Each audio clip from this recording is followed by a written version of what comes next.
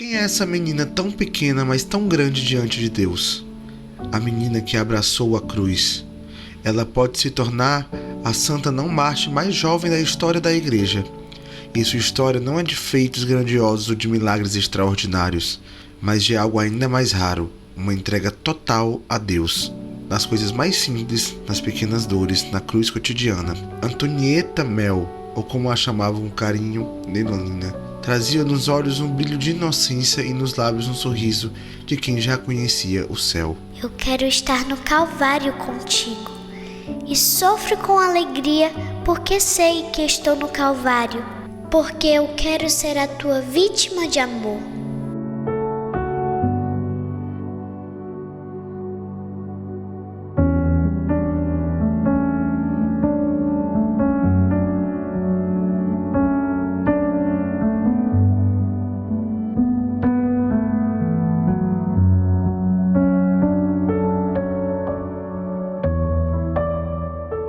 E antes de começar a contar a história de Antonieta, vou começar pela formação da sua família, que foi extremamente crucial para que essa menina se tornasse uma grande santa.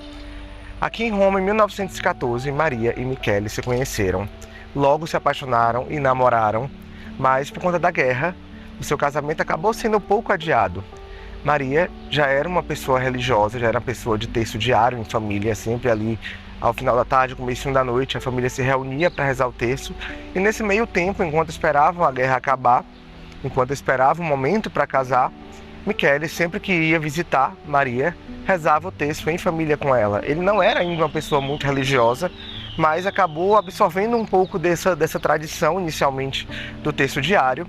E ele também, por mais que não fosse uma pessoa religiosa, ele tinha uma tradição da devoção à Imaculada Conceição. E sempre fazia a vigília do dia 7 para o dia 8 de dezembro, inclusive fazendo jejum. Eles se casaram no dia 26 de dezembro de 1918. E logo na primeira noite, eles já rezaram o terço juntos, desde o primeiro momento de casados. Na lua de mel, passaram metade da lua de mel no sul, foram visitar Pompeia, que era uma devoção da família de Maria. E lá um confessor disse a ela que, pelo fato de desde o primeiro momento da família, desde o casamento, eles já rezarem o terço em família, eles abriram as portas para Nossa Senhora entrar e ela abençoaria muito a casa deles. E aí, com quase um ano de casamento, em novembro de 1919, eles tiveram o primeiro filho, que se chamava Giovanni, e que, infelizmente, não teve uma vida muito longa. Com 1 ano e meio, mais ou menos, ele teve uma enterocolite, que o levou à morte. Mas, desde o início, eles já tinham todo um plano de que ele fosse um sacerdote, de que ele fosse uma pessoa religiosa, eles já tinham toda essa vontade de ter um filho santo. Mas, infelizmente, tiveram muita dor com a perca desse filho. E entre a morte de Giovanni, em maio de 21, e o nascimento de Margherita, em janeiro de 22, eles foram para a canonização de Santa Margarida Maria Alacoque, que se chama Margherita em italiano, e São Gabriel de Nossa Senhora das Dores, ou San Gabriele della Dolorata. E isso foi muito crucial, inclusive, para a escolha dos nomes. No caso de Margherita, por causa de Santa Margarida Maria Alacoque, que inclusive dá nome à capela dentro da escola de Antonieta, e Gabriele, que depois vai ser um dos nomes de Antonieta que eu vou falar mais pra frente. Então, em 27 de janeiro de 1922, nascia Margherita, uma menina doce, inteligente, educada, gentil, silenciosa. As irmãs, desde o início, já elogiavam muito na escola dela, no asilo, que era a creche, né? Já elogiavam muito esse comportamento dela, de ser uma menina muito doce, muito silenciosa, muito calma. Isso se postergou durante toda a vida. Ela foi aquela filha que foi até 90 e poucos anos de idade, morreu há cerca de 10, 15 anos. E, inclusive, eu conheci uma pessoa que conheceu ela, algumas pessoas que conheceram ela, e dizia que ela era uma pessoa muito santa, muito doce, muito calma. Inclusive, uma senhora que trabalha na escola que a Antonieta estudou, disse que antes de trabalhar lá tinha uma loja e que Margherita era cliente dela a vida toda e nunca tinha comentado que a irmã dela era uma venerável, até o dia que ela associou e ela contou a história com muito orgulho, mas ela nunca se gabava por isso, sabe? E no dia 4 de novembro de 1924, nasce a terceira filha do casal, Carmela. Parecia um anjinho, como eles chamam, Angelotti, mas logo no terceiro dia de vida ela teve uma icterícia e o próprio médico acreditava que ela não fosse passar daquela noite. Ela teve que ser batizada às pressas, aí com poucos dias de vida, mas sobreviveu. Durante a vida ela teve muitas convulsões, ela começou a ter problemas a ponto de atrapalhar o próprio desenvolvimento motor dela. Chegou a um ponto que ela não movimentava mais o corpo, só a cabeça. Ela tinha muitos problemas para dormir, ela chorava muito. No diário da mãe dela não especifica bem qual seria a doença que ela tinha, mas provavelmente alguma coisa no sistema nervoso, porque ela foi perdendo os movimentos E ela tinha muito sofrimento para dormir, ela sentia muita dor, ela chorava muito. E Carmela durou um pouco mais do que Giovanni. Ela morreu com 2 anos e alguma coisa de uma broncopneumonia, que ela já teve aí com mais de 2 anos, quando já estava bem complicada a situação dela. Ela teve essa broncopneumonia e faleceu. E uma coisa que Maria fala no diário é que o quanto ela foi privilegiada nesse momento de dor ainda poder se despedir dos seus filhos, dos seus 3 filhos que morreram, né? Giovanni, Carmela e Antonieta. Os 3 ela pôde estar no último momento e fechar os seus olhinhos, nos 3 casos. E ela fala que mesmo com muita dor, foi muito importante para ela ter esse momento. E Maria teve muito sofrimento depois de ter perdido Carmela, porque realmente foi mais uma perca muito grande. Ela passou noites e noites durante anos tendo pesadelo com isso. Ela tinha até desistido de ter filho, até que ela engravidou de Antonieta 5 anos depois. Quando ela engravidou de Antonieta, inicialmente ela sentiu muito medo, sentiu muito temor mesmo, muita tristeza, com medo de acontecer de novo, que já tinha acontecido.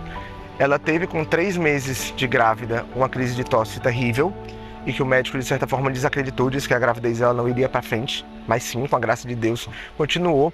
E ela, nas suas comunhões diárias, ela sempre dizia para Jesus que queria que aquela criança fosse dele e que ela aceitaria o sofrimento que viesse para que aquela criança fosse santa e fosse dele.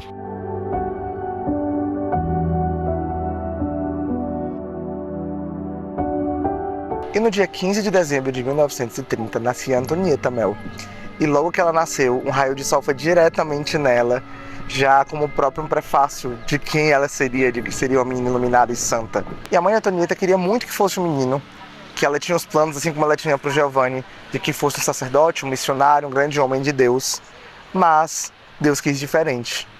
Ela achou que tinha ouvido a parteira dizer que era um menino, e já foi consagrando ao Sagrado Coração de Jesus para uma imagem que ela tinha em casa, que tem tudo a ver com a escola, inclusive, que Antonieta estudou depois, que era das apóstolas do Sagrado Coração.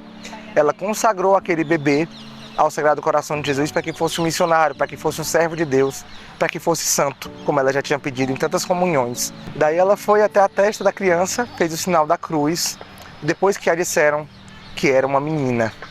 Que ela ficou um pouco decepcionada inicialmente, porque ela já sonhava, esperava que fosse menino, sentia que fosse menino, mas quando ela viu a fofura da menina, a beleza da menina com aquele seu cabelo preto tão marcante, ela se derreteu toda e logo passou esse sentimento de desilusão por não ser um menino. O nome completo de Antonieta era Antonieta Teresa Gabriela Rosa Mel. O nome Antonieta vem primeiramente do seu bisavô, que se chamava Antônio, seu bisavô materno, de quem sua mãe era muito apegada e que tinha morrido há pouco tempo, e também pelo fato de ali, daquele ano, ser um centenário antonino, dedicado a Santo Antônio. Então o primeiro nome veio por conta disso. O segundo nome, Teresa, veio em homenagem a Santa Teresinha do Menino Jesus, de quem a família era muito devota. Inclusive aqui na Basílica de Santa Croce tem uma imagem gigantesca de Santa Teresinha vizinho ao túmulo de Antonieta, porque Santa Teresinha visitou essa igreja para visitar as relíquias da cruz. O terceiro nome, Gabriela, veio em homenagem a São Gabriele della Dorata, que eu falei mais cedo, que a mãe dela foi para a canonização dele, e de Santa Margherita Maria Alacoque, e que gerou o nome das 2 filhas, né, Margherita, e o terceiro nome de Antonieta, Gabriela. E o último nome, Rosa, veio por sugestão da sua madrinha, em homenagem a Santa Rosa de Viterbo, que é uma cidadezinha aqui perto, de quem sua madrinha era devota, e o último nome é o sobrenome dela, Mel.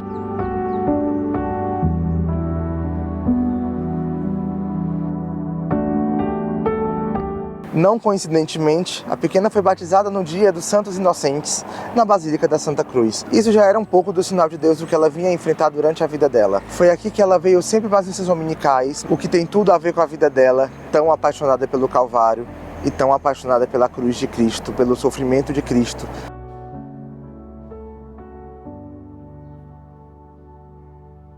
E desde ela muito pequena, sua mãe já ensinava ela a fazer o sinal da cruz, mesmo que ela ainda não conseguisse fazer bem o movimento, ela já foi aprendendo. Ela aí com um aninho e pouco, já se ajoelhava ao lado da mãe, botava as mãozinhas juntas para rezar, falava ali o finalzinho das orações, sabe? Até que ela foi aprendendo e já desde pequena foi despertando interesse pela religiosidade, por ser uma boa cristã, por ser santa. E ela era uma menina adorável, que não parava quieta. Todo mundo comenta que ela era um moto perpétuo, era o apelido dela, que ela não parava quieta. Ela realmente era um furacão, mas ela era uma menina tão doce, tão incrível, tão adorável, que todo mundo se encantava. O Pierre Saint de Bassin, que foi um dos biógrafos dela e que fez o prefácio e a curadoria do Diário da Mãe, ele faz uma analogia muito bonita e que eu gosto sempre de comentar. ele fala sobre o terreno e o agricultor. Antonieta era um terreno perfeito. Era uma menina que Deus desde sempre colocou um odor de santidade. Deus fez dela um terreno muito propício a receber a graça dele e a amá-lo com todas as forças possíveis desde criancinha. Mas os agricultores, que foram os pais, especialmente sua mãe, que era catequista da Adicione Católica, foram cruciais. Tanto que sua mãe, já desde pequenininha, já foi preparando ela, passo a passo, à medida que ela já ia começando a entender, a rezar, a fazer o sinal da cruz, a frequentar a missa. Ela sempre esteve em colégio de freiras e sua mãe a ensinou desde pequenininha o catecismo. Sua mãe a catequizou, tanto que quando ela foi fazer a primeira comunhão, ela já estava praticamente pronta, ela já sabia muita coisa, porque sua mãe apresentava ela, mas ela se encantava e se empolgava com aquilo, então aprendia ainda mais. E ela tinha aquela predisposição, né? Como eu disse, o agricultor e o terreno.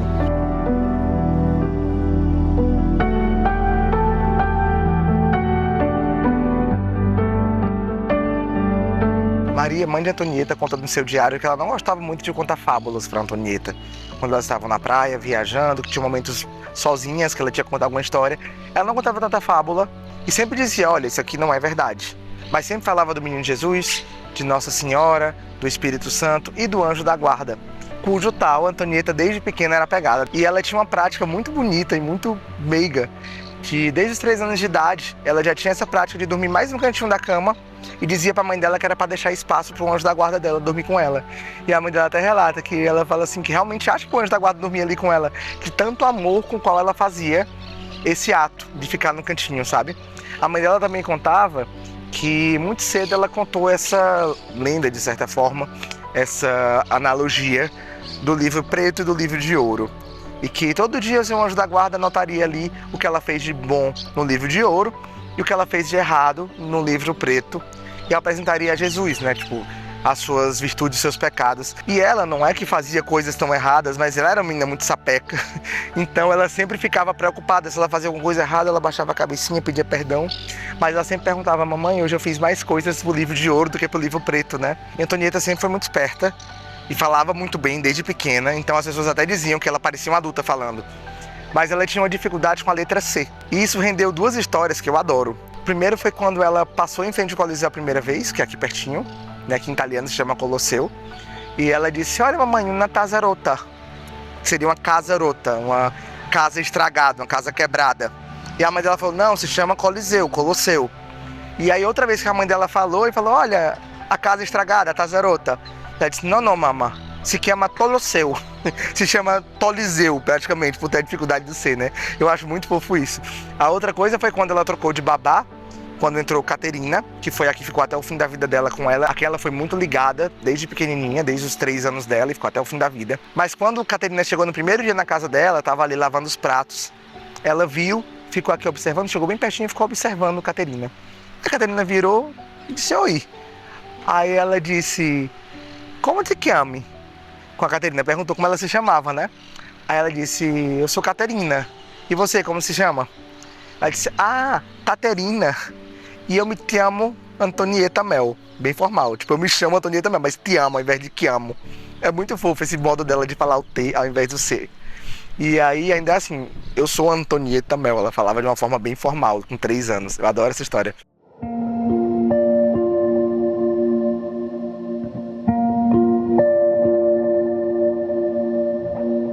E aos 3 anos, Antonieta começou a estudar aqui no asilo, atrás da casa dela. As irmãs já conheciam ela, então deixaram ela entrar um pouquinho antes do tempo. Mas, claro, sendo Antonieta, no primeiro dia de aula, ela já teve que aprontar. Ela, muito sapeca que era, chegou cedo e foi rodar para conhecer o colégio. E ficou olhando as salas, até que ela tinha uma sala vazia. E nessa sala vazia tinha um tinteiro. Ela estava toda bonitinha, de vestidinho branco, limpinho, com a beretina dela, que era tipo uma toucazinha, né, branca, toda bonitinha. Ela simplesmente derramou o tinteiro inteiro em cima dela. Quando ela chegou, ela tava toda suja de preto do tinteiro, que era tinta, tipo tinta de lula, né, tinta escura.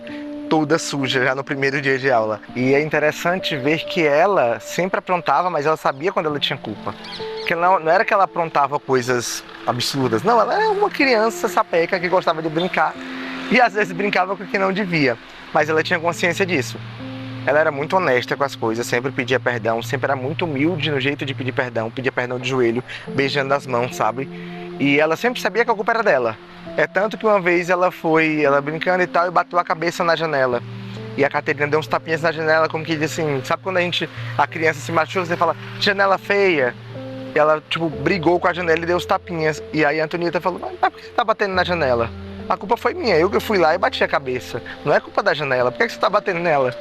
Então ela tinha também essa consciência do que ela fazia, que era culpa dela, né? Foi aqui nessa casa que ela viveu toda a vida dela, era aqui que ela brincava, era aqui naquela varandinha que ela esperava o pai dela chegar e corria para pular no pai dela quando ele chegava. É aqui que ela sempre passava, nessa mesma avenida, para ir para a escola, que fica 2 quarteirões aqui, ou para ir para a missa, que fica uns 4 quarteirões aqui.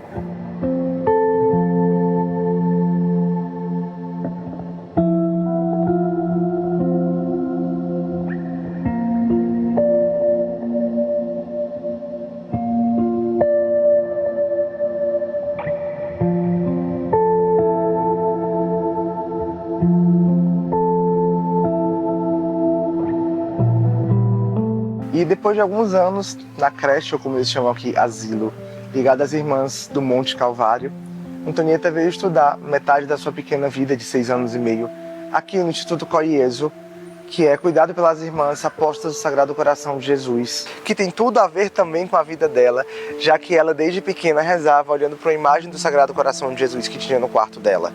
Nessa escola ela pôde fazer a primeira comunhão dela, pôde fazer a crisma, e ali ela era amada por todos, ela era muito travessa, ela brincava, ela corria. Em fevereiro de 1936, com recém-completados 5 anos, Antonieta levou uma queda no jardim da escola, logo numa muretinha que tinha de pedra, onde separava a areia do pátio, e ela bateu o joelho esquerdo bem nessa muretinha e gritou com muita dor, como a mãe dela relata. E Caterina, que era babá, foi lá para buscar ela na escola e ela vinha chorando com muita dor, reclamando com muita dor. Realmente ela ficou com um inchaço no joelho e já se atrelava que podia ser por conta dessa queda.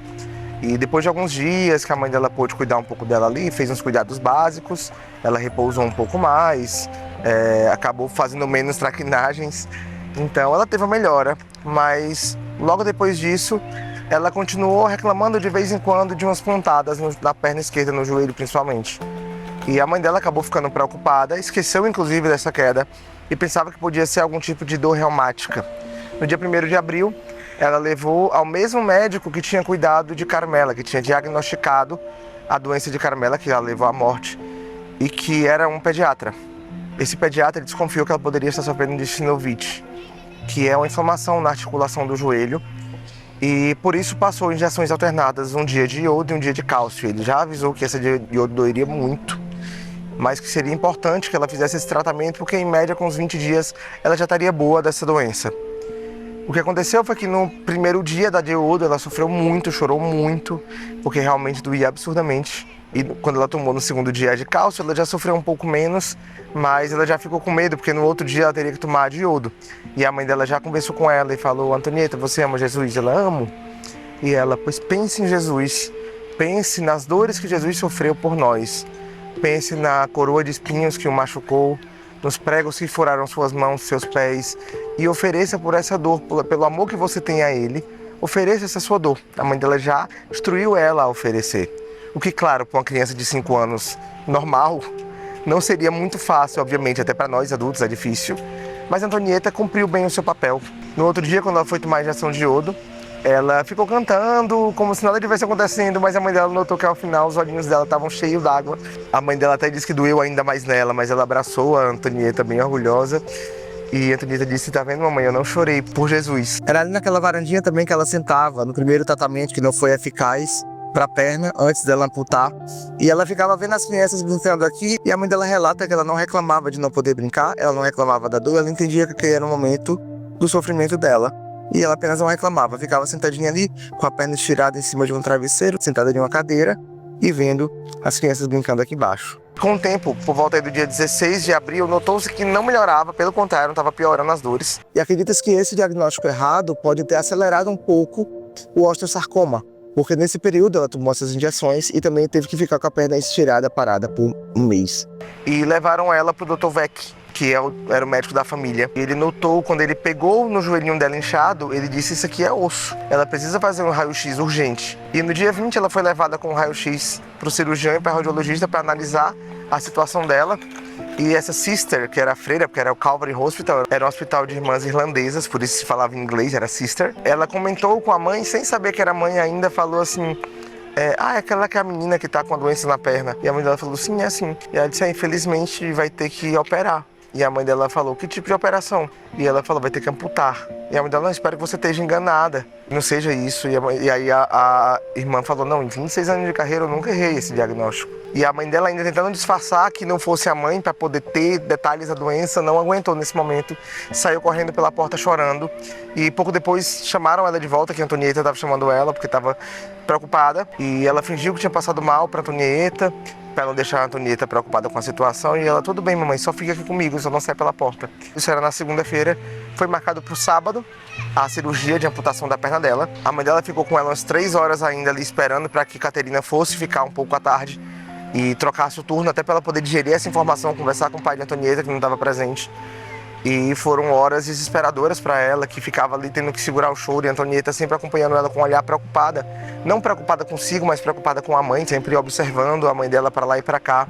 E a mãe dela foi para casa, conversou com o pai dela, e quando voltou, já por volta das 6 da tarde, já começou a conversar com a Antonieta sobre o sacrifício de Jesus, sobre o que Jesus fez por nós, sobre o amor de Jesus por nós, já como uma forma de ir preparando a Antonieta. E a Antonieta tinha que ficar só à noite, porque ela estava numa sala com mais 5 doentes. Depois das 21 horas, mais ou menos, os acompanhantes tinham que sair para que eles dormissem ali, supervisionados pelas enfermeiras, claro.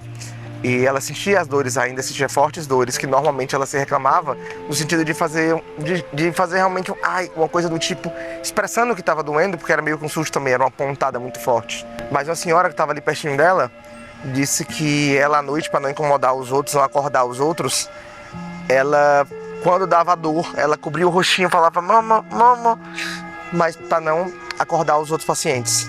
E a Antonieta, nesse meio tempo, já foi conquistando as pessoas dentro do hospital, dentro daquela sala que ela estava. Tem um relato da mãe dela também muito interessante nessa semana, acho que no segundo, terceiro dia que ela estava lá. Ela fala senhorina, fica meio, não fica claro se era uma menina, que às vezes se fala senhorina, ou se era realmente uma senhora de idade, que teve que tirar o apêndice e reclamava muito de dor. E aí uma vez ela virou para a mãe dela e disse: mamãe, essa senhorinha reclama de dor o tempo todo que tirou o apêndice. Jesus teve tantas feridas na cabeça, nas mãos, nos pés, na costela, em todo canto, e nem tinha pecados e não reclamava. E aí essa senhorinha ouviu. E depois disso nunca mais reclamou. Depois de ouvir esse testemunho, essa observação de Antonieta. Então ela já ia convertendo as pessoas ao seu redor.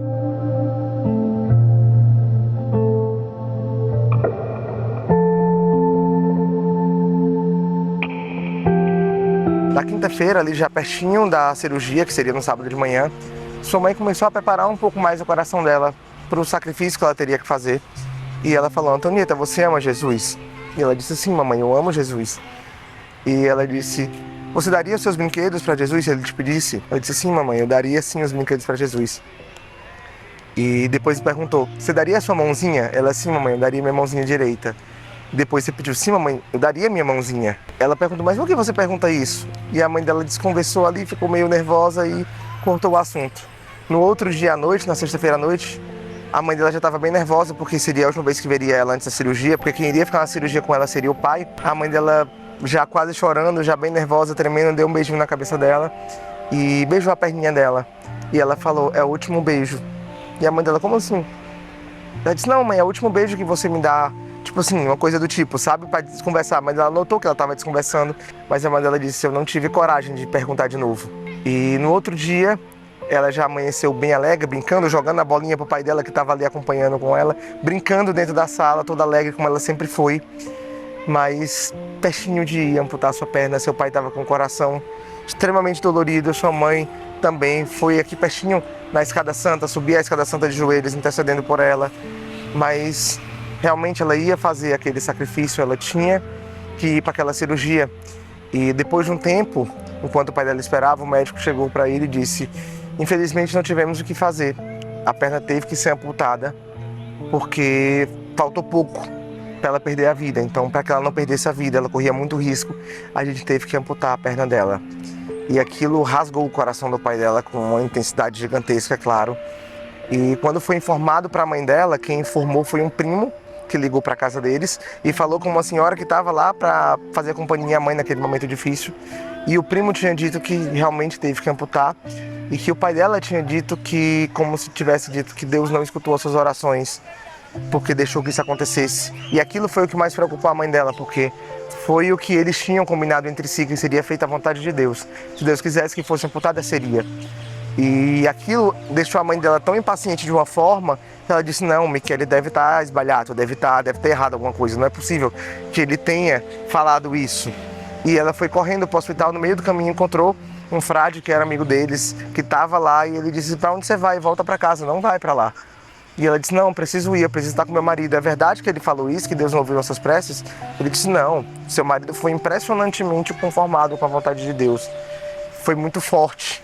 E quando ela chegou no hospital, que ela conversou com ele e perguntou de novo se ele tinha falado isso, ele falou: não, foi feita a vontade de Deus. E a mãe dela disse, inclusive, que nesse momento, a dor que ela sentiu no dia da amputação foi maior do que a dor quando ela perdeu os 2 filhos dela, porque ela sabia que aqueles 2 filhos dela estavam indo para o céu, mas sabia que a Antonieta ia ficar com esse sofrimento da perna aqui.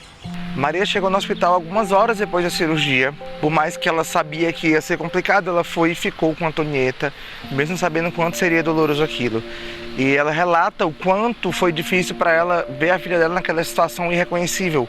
Ela estava pálida, cadavérica, sofrendo muito, porque realmente pela amputação ela já estava sofrendo muito, e ainda teve o detalhe que ela não podia tomar injeções para dor, porque ela estava muito fraca.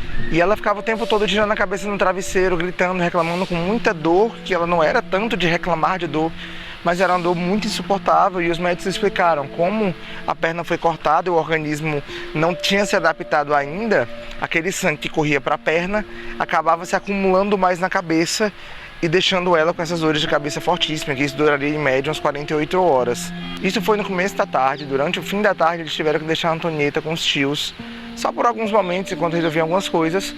E nesse momento, a mãe dela foi saber muito depois desse relato, ela levantou o lençol e olhou para a perninha dela cortada e disse: cadê minha perna, cadê meu joelho, o que aconteceu? E ficou super nervosa.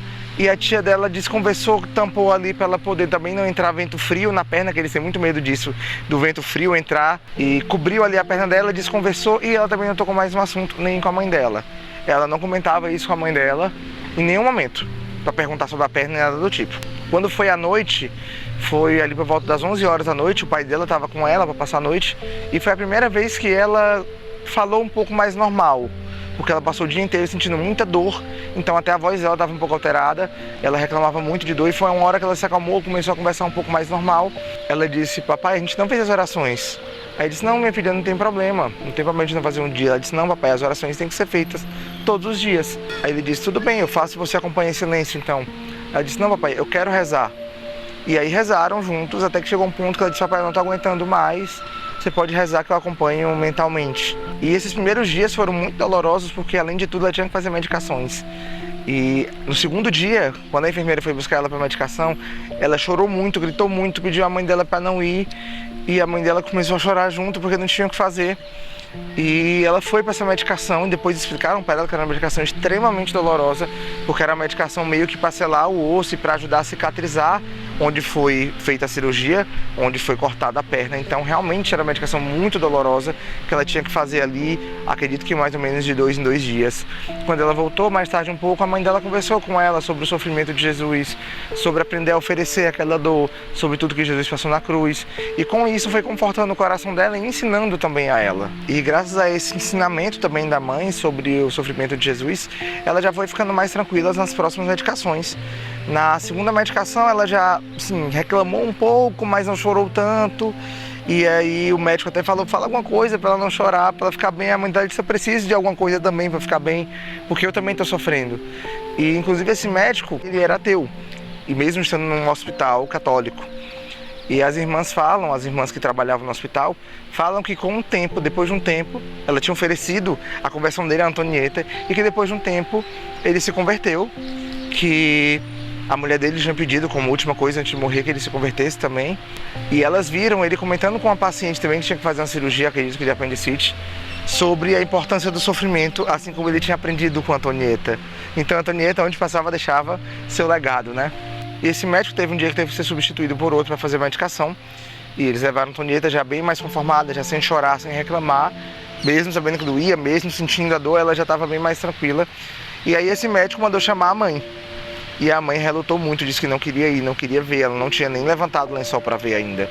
Como ela mesma fala, não tinha visto até onde ia o moqueirino. Moqueirino é tronquinho. E quando chamaram ela na sala, ela disse não vou. E a enfermeira disse, não, tá tudo coberto, pode ir. E aí estava realmente enfaixado. E ela deitada na maca, né?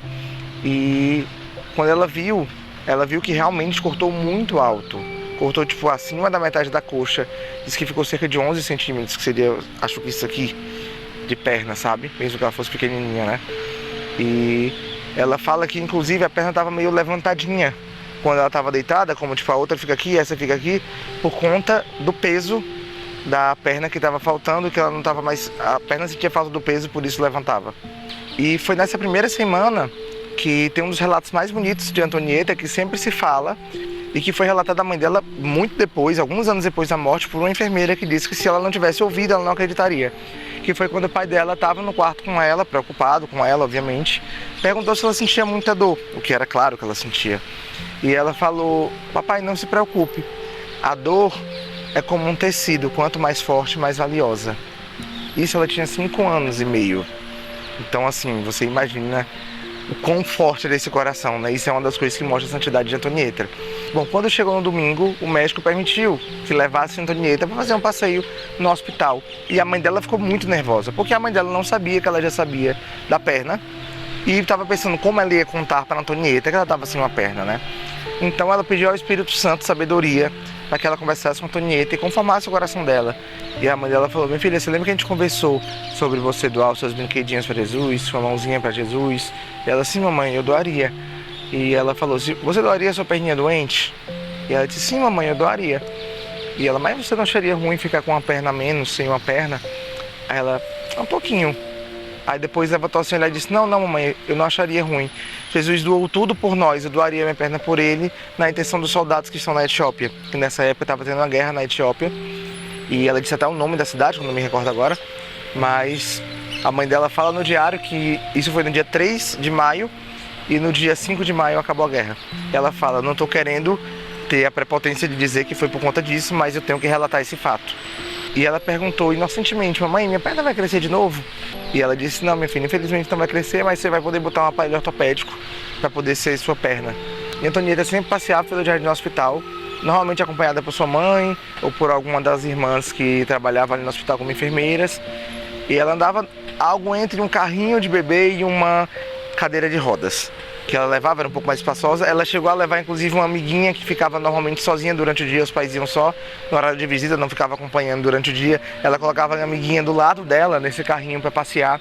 Ela fez amizade com o hortelário, que seria tipo o jardineiro que cuida da horta, e que ele sempre dava umas frutinhas para ela, dava sempre alguma coisa que ele colhia. Mas o local preferido dela lá no jardim era onde tinha a imagem de Nossa Senhora e onde tinha um Calvário, porque lá o hospital Calvary Hospital na época, em inglês, porque era um hospital de irmãs irlandesas, e lá tinha um Calvário perfeitinho, de toda a representação do Calvário, com Jesus crucificado, com Nossa Senhora, com São João, e era o local preferido dela.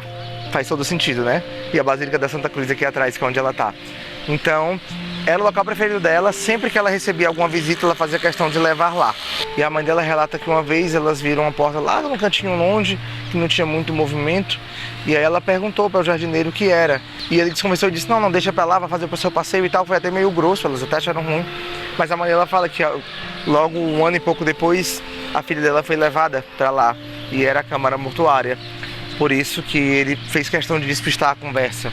E também nessa época teve uma pessoa, que era, se eu não me engano, da Ordem Terceira Franciscana, que escreveu no jornal sobre Antonieta, sobre sua bravura, sobre a sua forma de enfrentar a dor, cheia de Deus.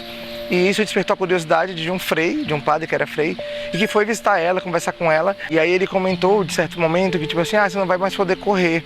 E ela disse, vou sim. É tanto que depois, quando ela começou a conseguir correr, mesmo que não corresse tão bem com a prótese, ela falava, tá vendo, mamãe? Eu falei, tava errado, eu consigo correr. O padre Benedetto Williams, que era um padre que trabalhava no hospital que a Antonieta estava internada, ele dizia que ela parecia ter entre 12 e 14 anos, tanto por sua maturidade quanto pelo seu visual mesmo. Tanto que se vê na foto que ela fez logo após a amputação, que ela parece ser bem mais velha do que ela realmente é, e ela só tinha 5 anos na época. E tem outro relato também de um padre que ela fez amizade ali no hospital, que ele estava ali estudando. A mãe dela fala que não lembra se ele era irlandês ou se ele era americano, mas falava inglês. E ele ia passeando com ela no jardim e os dois trocaram chapéus, e ela com o chapéu dele e ele com o chapéuzinho dela pequenininho, e os dois conversando sobre a homilia da missa daquele dia. E chega um certo momento que ela fala espontaneamente, é melhor eu parar isso com uma perna só. E isso já fazia uma alusão ao sacrifício que ela fez, né, doando a Cristo sua perna. E ela desde o início era bem conformada com a perna dela amputada. Tanto é que uma vez a mãe dela, nos primeiros dias ali, foi um pouquinho para a janela para chorar discretamente. E uma senhora que estava na cama vizinha chegou para conversar com a Antonieta, meio que para comentar sobre isso. E a Antonieta falou, minha mãe sofre muito porque eu não tenho mais uma perna. Mas para mim uma perna a mais ou a menos não faz diferença. Para mim é a mesma coisa.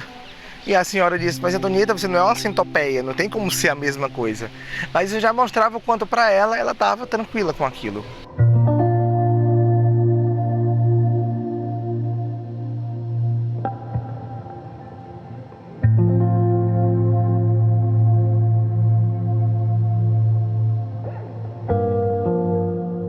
E a vida de Antonieta após a amputação foi uma progressão de santidade, cada vez mais amadurecimento espiritual. E foi um sofrimento até mais para a família do que para ela, como a própria mãe relata, o período de adaptação com as muletas, quando ela foi fazer o molde da prótese, que a mãe dela fala que foi muito doloroso ver a filha dela exposta daquele jeito, para poder fazer a prótese, que tudo isso foi muito sofrimento, principalmente para a mãe, porque a Antonieta ela se conformava. Ela logo começou a brincar, a correr, a se divertir, normalmente, mesmo sem a outra perna, mesmo com a prótese.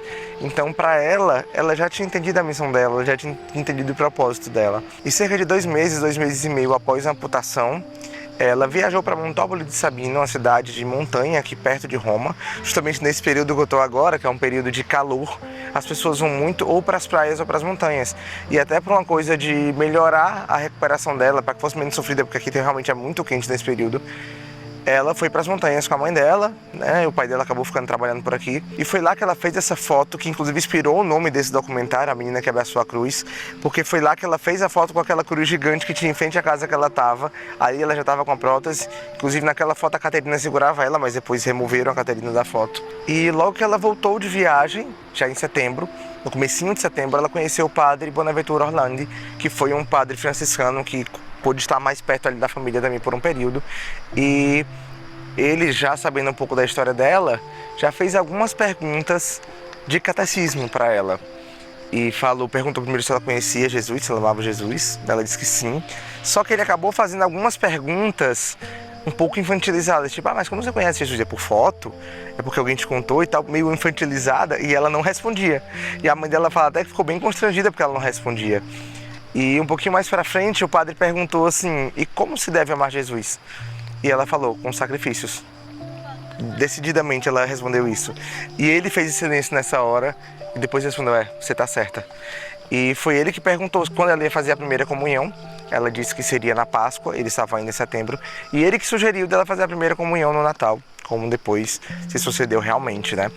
E foi ele que deu para ela, alguns dias depois, acho que 1 ou 2 dias depois, a estatueta que ela tinha, que era o menino Jesus dormindo sob a cruz. E essa estatueta era onde ela colocava as cartinhas, que já vou chegar nesse ponto.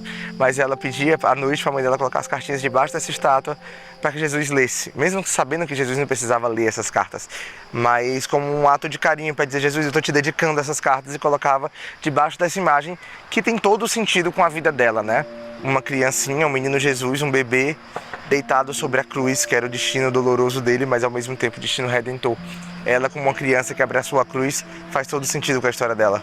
E foi finalmente nessa época, coisa de 3 dias depois, mais ou menos, de quando ela recebeu essa estatueta do menino Jesus sobre a cruz, que ela escreveu sua primeira cartinha. ela já ditava para a mãe dela alguns fioretes, como ela chamava, que eram tipo poeminhas para Jesus, algumas coisinhas curtas e belas dedicadas a Jesus, e às vezes também alguma coisa para os pais. Mas a primeira cartinha que tem no livro dela com as cartinhas foi no dia 15 de setembro, que foi o dia que ela foi visitar as irmãs para pedir a autorização delas para fazer a primeira comunhão no Natal lá na igreja. E uma coisa que acontecia muito interessante quando ela estava ditando as cartinhas, porque ela não escrevia ainda, que a mãe dela relata, e é uma das coisas que dá para ela esse título de mística, é que ela entrava num estado que a mãe dela não descreve dessa forma, mas como êxtase. O que a mãe dela fala? Que ela, quando ia ditar as cartinhas, na maioria das vezes ela olhava para o nada, ficava com aquele olhar fixo e falava com outra entonação, tudo de uma vez só. E com uma maturidade, com palavras elevadas para a idade dela e profundamente cheia de amor por Jesus, ela editava tudo de uma vez e no final ela voltava com outra voz, virava para a mãe e dizia: mamãe, deu certo, você escreveu tudo direitinho, deu quantas linhas? Então a mãe dela atrela isso a uma certa forma de inspiração. A mãe dela usa esse termo, não usa o termo êxtase nem nada do tipo, mas ela usa o termo inspiração, porque realmente se nota que ali está acontecendo uma coisa espiritual muito profunda. E ali nas primeiras cartas, ali em setembro ainda de 36, ela falava: querido Jesus, pega a tua graça e coloca um armáriozinho dentro da minha alma. E a mãe dela falava: mas como assim um armáriozinho? Não é para colocar dentro da sua alma? Ela disse: mãe, escreve assim. Ela disse assim: mãe, faz de conta que minha alma é uma maçã. Dentro da maçã tem as sementinhas, não é? E dentro da sementinha tem aquela partezinha branca. Faz de conta que a graça é aquela partezinha branca. E aí a mãe dela perguntou: foi a professora que me ensinou isso? Ela disse: não, mãe, eu mesmo pensei. E uma vez também, quando ela deixou com a irmã Noemi, que era a que cuidava de Antonieta, para ela ler e pediu para não divulgar, mas quando ela foi buscar essas cartinhas na escola, a irmã que trabalhava na portaria entregou meio rindo, meio, sabe, não levando a sério, e isso machucou profundamente Maria, que daquele dia decidiu que não iria mais mostrar para ninguém essas cartinhas, porque era coisa muito pessoal de Antonieta. E ela mesma foi uma das pessoas que foi um pouco contra divulgar as cartas por um bom período, porque para ela era uma coisa normal da filha dela. Ela não via nada de extraordinário. Ela não era uma pessoa que tinha aquela coisa da vaidade: ai, minha filha é uma santa. Não, ela via que tinha algo de muito bom na filha dela, mas não é que ela ficava se gabando que a filha dela era santa ou algo do tipo. Pelo contrário, ela guardou isso no íntimo porque sabia que era uma coisa íntima de Antonieta. E Maria viveu ali no começo das cartinhas um pouco de um conflito interno, de até que ponto ela deveria mostrar aquelas cartinhas e fazer as pessoas saberem, até que ponto era uma coisa mais íntima de Antonieta, até que ponto era uma coisa grandiosa, espiritual, como a gente vê que hoje é, ou se era só uma coisa de criança. Porque quando ela mostrou as primeiras vezes, ela mostrou uma vez para um padre franciscano que leu uma e não deu muito valor, disse que era coisa de criança e mandou ela deixar para lá. E esse padre que leu uma carta e disse que era coisa de criança, após a morte de Antonieta, ele mesmo falou para a mãe dela que realmente ele estava enganado, e ele sugeriu ao Carlos, se não me engano, que era um autor conhecido católico, que escrevesse sobre ela, porque realmente ela tinha algo de especial. E assim como sua mãe, Antonieta não gostava de expor demais a sua espiritualidade. Aquela idade, ela já tinha maturidade de entender que aquilo era uma coisa íntima dela com Jesus, e ela não ficava assim, vai descendo disso, mostrando isso, ela guardava para si.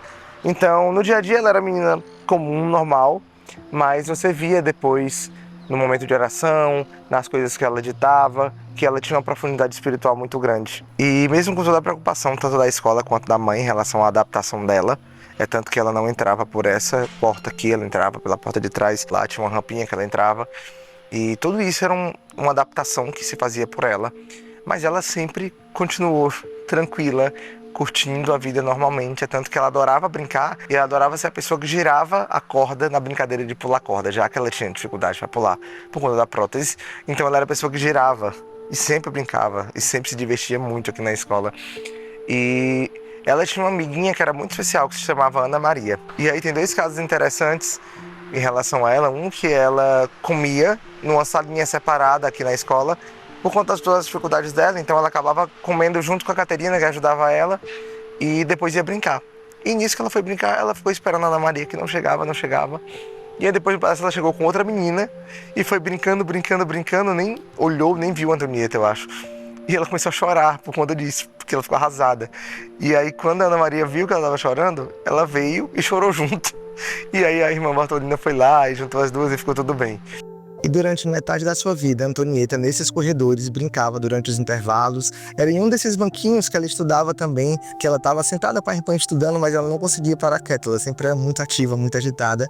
E a irmã dizia, você não consegue parar quieta? E ela não, ela sempre foi muito animada, ela se animava em estudar o catecismo, estudar as coisas da igreja. Tem um episódio muito interessante da infância dela, que mostra muito esse lado dela de cuidar das pessoas.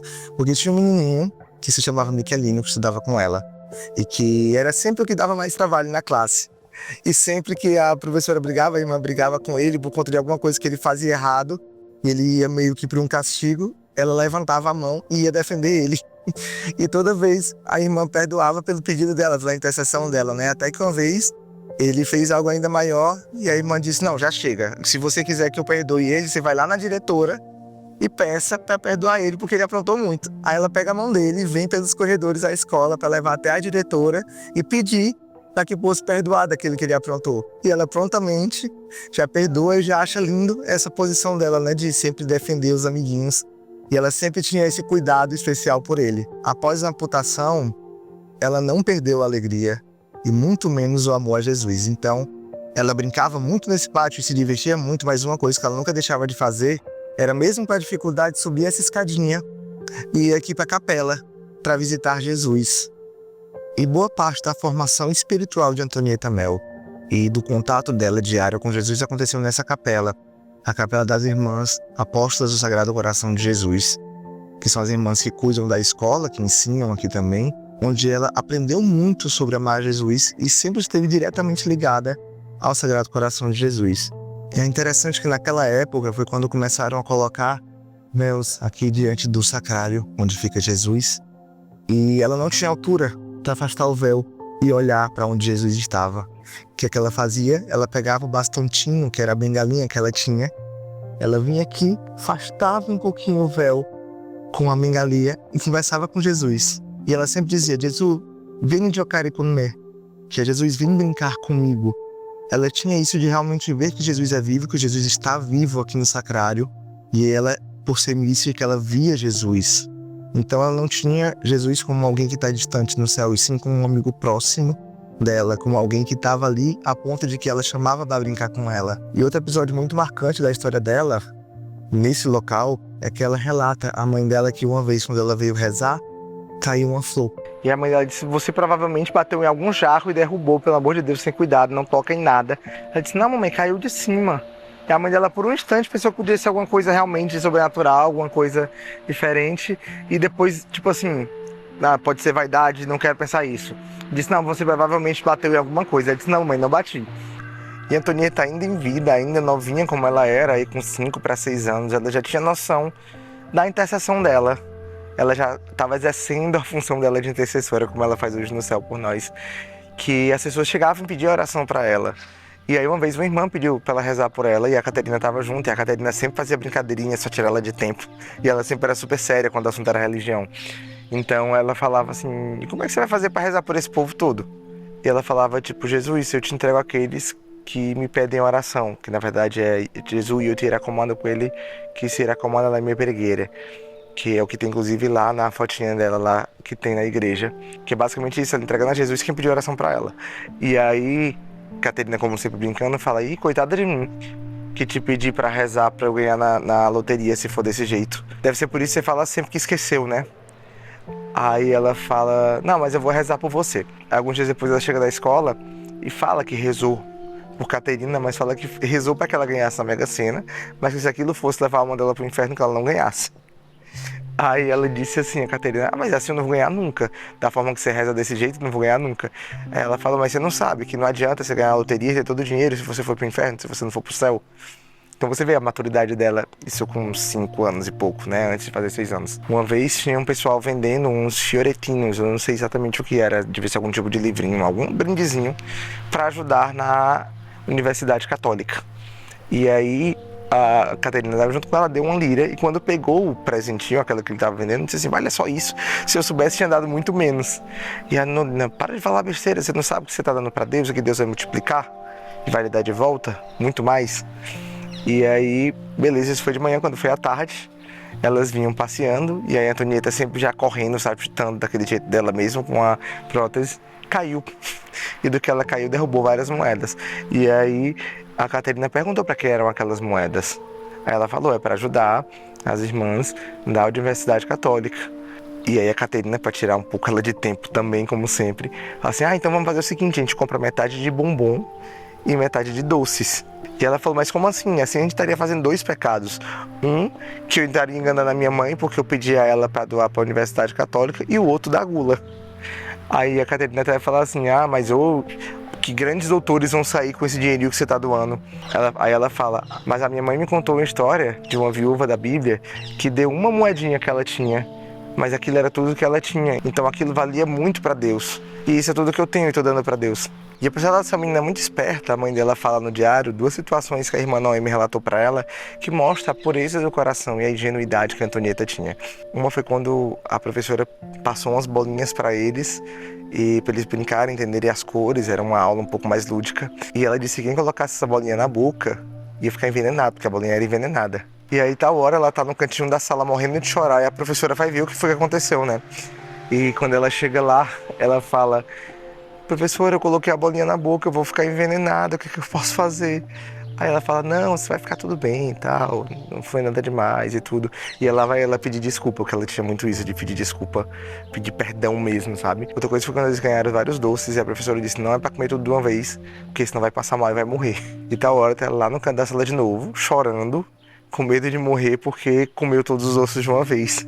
E lá vai a professora consolar. Sendo que as outras crianças faziam sem remorso, porque sabia que era uma coisa que não era sério, obviamente, que era só pra botar um medinho. Mas ela levava realmente a sério, ela não acreditava que aquilo poderia ser mentira, que estariam enganando ela, sabe? Ela realmente era muito ingênua, e aí a própria professora fala que ela era realmente fora do normal das outras crianças que não acreditavam nessas bobeiras, e ela realmente levava a sério o que a professora falava e realmente se desculpava por ter feito aquilo. E algo muito interessante dela também era a humildade dela em pedir perdão, porque ela aprontava sempre, coisas de criança, nada demais, mas aprontava porque ela era muito sapeca. E um exemplo disso foi quando uma noite ela pegou e colocou o papel dentro daquela maquininha de cortar macarrão, e isso deixou Caterina irritadíssima. E lá foi ela pedir perdão, ajoelhar, beijar as mãos, que era assim que ela pedia perdão. Ela ajoelhava e beijava as mãos, fosse da professora, fosse da Caterina, que era a babá, fosse da mãe, do pai, de quem fosse. Ela ajoelhava e beijava as mãos para pedir perdão. E aí Caterina disse, tá certo, eu te perdoo pela noite toda. E ela disse, não, você tem que me perdoar cada vez que eu errar com você. E fala, eu não fiz por mal. Eu vejo você colocando a massa e cortando, pensei que também servia para cortar papel.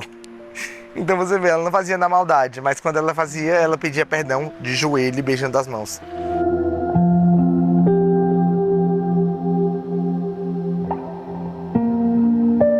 Acompanhar as cartinhas nos primeiros meses é viver a ansiedade de Antonieta pela primeira comunhão dela. Como eu disse, na primeira cartinha ela já foi falando que ia pedir às irmãs para fazer a primeira comunhão no Natal. Mas principalmente do dia 15 de outubro até o dia do Natal, quase todo santo dia ela falava, Jesus, eu não vejo a hora que você venha no meu coração. Jesus, eu vou preparar um quartinho no meu coração para te receber. Jesus, quando eu chegar no meu coração, fica comigo. Tem várias coisas nas cartinhas. Ela esperando, desejando receber Jesus no coração dela. Ela ficava sempre perguntando à mãe dela se estava chegando perto do dia da primeira comunhão, quanto faltava, e esse Natal que não chega. Era o tempo todo assim, ansiosa, com verdadeiro amor pela Eucaristia. E quando estava chegando, enfim, nesse dia, no dia 22 de dezembro, o pai dela estava doente com influenza e ela acabou pegando. Então ela teve febre no dia 22 e foi aquele alvoroço porque era a preocupação de ela não conseguir fazer a primeira comunhão. É tanto que a mãe dela mesma fala assim, que ela teve pouca fé e até pensar, Jesus, como pode essa alma que queria tanto te receber e não vai poder te receber por isso? Mas, na graça de Deus, no dia 23 de manhã ela já amanheceu melhor, ficou de repouso do mesmo jeito, no dia 24 também. E no começo da noite do dia 24, já que a missa era a missa de vigília de Natal, ia ser mais tarde, a mãe dela ali por volta das 7 horas já botou ela na cama, tentou fazer ela dormir e nada. Ela ia, voltava, levava um chazinho de camomila pra ver se ela dormia, nada. Ela não conseguia dormir, descansar, ela estava na ansiedade. É tanto que foi uma dificuldade para colocar a roupinha dela, o vestidinho dela da primeira comunhão. Porque ela não parava quieta, de ansiosa, de feliz, mas quando ela entrou naquela igreja,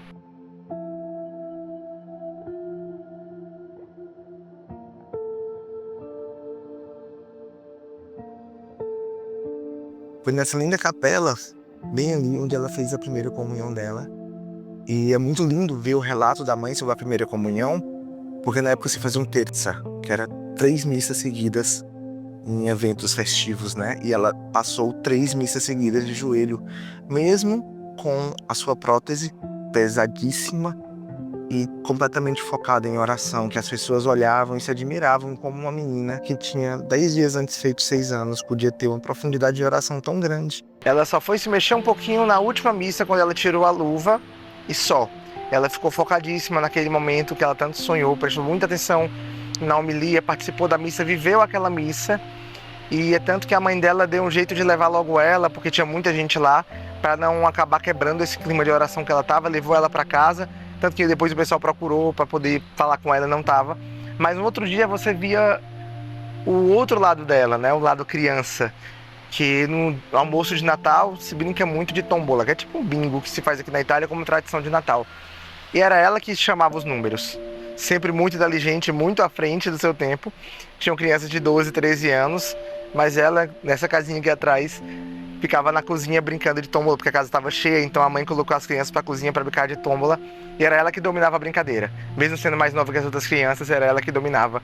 E a mãe dela fala que o Monsieur Dottarelli, que era o diretor espiritual, fala que é bom ver que ela é assim, é uma criança normal, que brinca, que se diverte, mas ao mesmo tempo é uma criança de um profundo espírito de oração.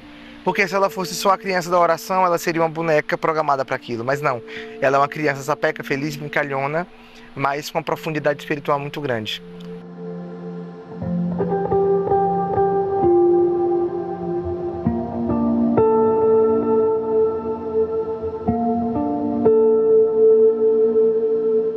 E um dos motivos do título de Mística de 6 anos, que é inclusive o que tem na capa do diário da mãe dela, é o fato de que ela via Jesus, via Nossa Senhora.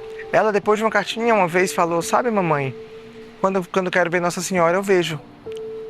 Aí ela: mas como assim você vê? Eu disse: não, vejo, normal, como eu vejo você. E ela disse: mas como você vai para ver Nossa Senhora? Eu disse: fecha os olhos e eu vejo Nossa Senhora. Em outro episódio, ela falou: mamãe, eu vejo Jesus. Aí a mãe dela perguntou: mas como você vê? Ela disse: eu vejo em carne, eu vejo de verdade, como você vê aquele móvel. E ela falou: mas como você vê? Aí ela falou: eu vejo ele na cruz, normalmente com Nossa Senhora, às vezes com São João e com Santa Maria Madalena também ali junto. Uma vez elas estavam na Santa Croce e tem uma cruz lá. Aí a mãe dela perguntou: é assim que você vê Jesus? Ela disse: é, mas os pés dele não estão assim, estão pregados assim.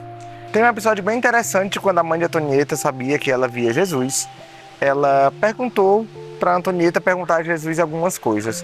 Ela estava se preparando para ser uma propagandista na Antioquia Católica, né? Seria uma evangelizadora, provavelmente a pregadora, algo do tipo.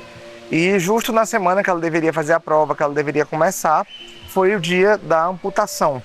Então ela acabou não conseguindo seguir. Quando foi já no outro ano, ela até teve a oportunidade de fazer um congresso de novo. Ela começou a fazer o congresso e pediu para a Antonieta perguntar a Jesus se ele queria que ela fosse para aquele congresso no sábado, que era o último dia. E a Antonieta disse: Jesus faz que não com a cabeça. Pouco depois, alguns dias depois, ela perguntou de novo. Ela disse: Jesus continuou dizendo que não com a cabeça. E aí no dia de manhã, ela perguntou de novo e a Antonieta falou: Jesus disse que não. E aí ela disse: mas eu vou do mesmo jeito. Só que ela amanheceu com um inchaço na boca, achou que ia conseguir disfarçar com um lencinho ou alguma coisa do tipo, mas por acaso o médico foi visitar a Antonieta, viu e disse que poderia ser algo mais sério aquele inchaço, que poderia ser até cirúrgico. Então ela acabou realmente não indo, né? Mesmo que ela dissesse que ia de qualquer jeito, ela acabou não indo. E pelo menos depois de alguns dias ali de tratamento, no dia que ela ia fazer essa cirurgia, a bolha desinchou no caminho do hospital. Mas isso mostrou, né, que realmente não era para ela ir. Mas ela continuou sendo teimosa e alguns meses depois teve outra oportunidade. Ela insistiu que ela ia, perguntou a Antonieta disse que Jesus dizia que não. Perguntou de novo, ela disse: Jesus continua dizendo que não. Ela disse: mas eu vou de qualquer forma. E ela foi e acabou tendo alguns problemas por lá e acabou desistindo, naquele momento pelo menos. E depois da morte de Antonieta, ela entendeu qual era a mensagem de Jesus com aquilo. É que naquele momento, mais do que propagar a palavra dele ao mundo e ser uma propagandista, uma pregadora, a missão dela era cuidar da filha dela naquele pouco tempo de vida. E uma coisa que sempre fica muito claro para mim, eu sempre digo, quando eu leio o diário, é o quanto a Antonieta conforta a mãe dela. Sempre. Uma das grandes preocupações da mãe dela sempre foi, quando ela crescesse, como é que ela iria lidar com o fato da amputação. Porque agora ela era nova e tal, ela lidava muito bem, mas tinha medo de ela crescer e com 15, 18 anos se sentir mal com o fato de usar uma prótese, de ter amputado a perna. E aí uma vez ela chegou para Antonieta e disse assim: Antonieta, sabe, essa noite eu sonhei com uma velhinha que me dizia que você ia durar por muito tempo e ia morrer velha. E aí ela falou assim, sentou no colo da mãe dela, fez um carinho e disse assim: sabe, mamãe, tem uma coisa que eu queria te dizer há muito tempo.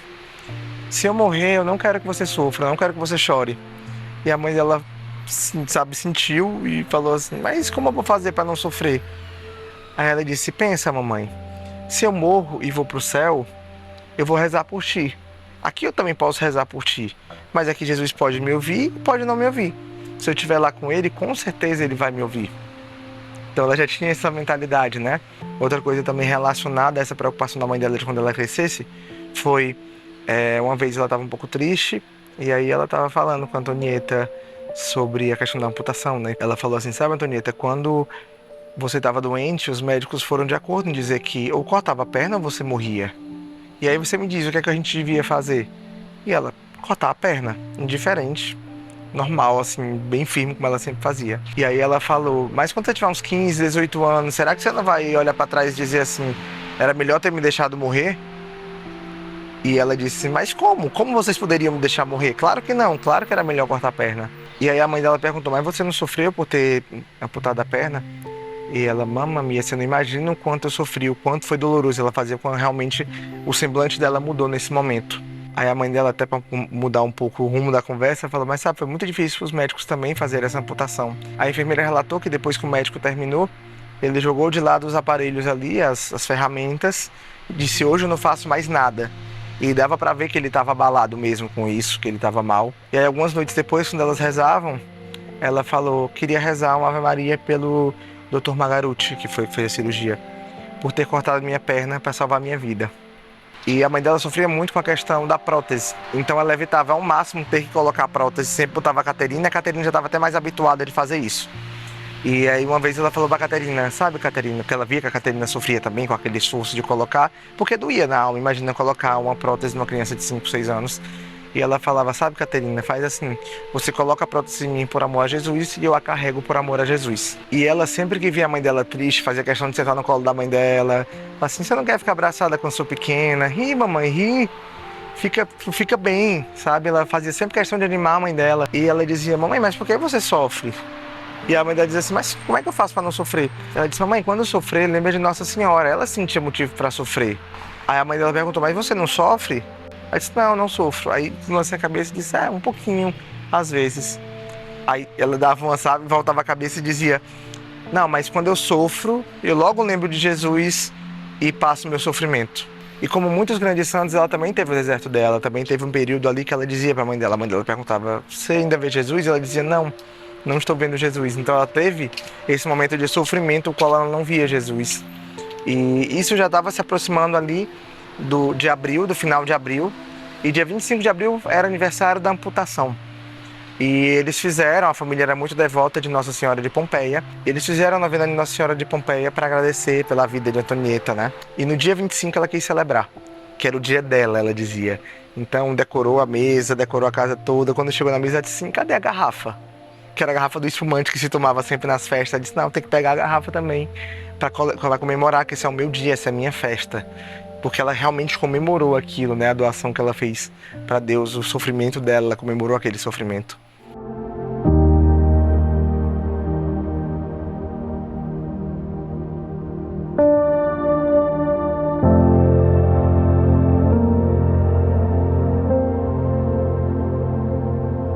A crisma de Antonieta ficou marcada para a véspera do dia de Pentecostes. E ela, mesmo já sabendo bem o catecismo, já estando preparada, quis fazer parte da turma, como todas as outras crianças. Tanto que, no dia da prova, do teste ali, para poder ver se a criança estava preparada, o padre nem chamou a Antonieta, porque já conhecia ela, sabia que ela já sabia. E aí ela ficou ali esperando, quando viu que todas as crianças foram, não chamaram ela. Ela começou a chorar e aí foram ver porque ela estava chorando. Ela disse, porque ninguém me chama para poder responder ao teste, como se a minha crise não fosse nada. E aí a irmã interviu, né? E aí chamou ela fez o teste e ficou morta de satisfeita por poder fazer o teste também. E naquele dia, ela usou pela segunda vez a sua roupa da primeira comunhão. E a mãe dela fala que teve uma experiência muito forte enquanto viu ela sendo abençoada pelo bispo, ela ali com 6 anos e alguns meses, durante a crisma, como se tivesse o sentimento de que o Espírito Santo estava ali descendo sobre aquela menina que já era sua e tomando para si aquilo que já era dele, né? E é interessante isso porque realmente dali, da crisma em diante, começaram os últimos momentos de Antonieta, como se Deus tivesse escolhido fazê-la ter esses 2 sacramentos tão grandes, 3, né, com o batismo, que foi o batismo, a primeira comunhão e o crisma, e depois disso começar o período dela a caminho do céu.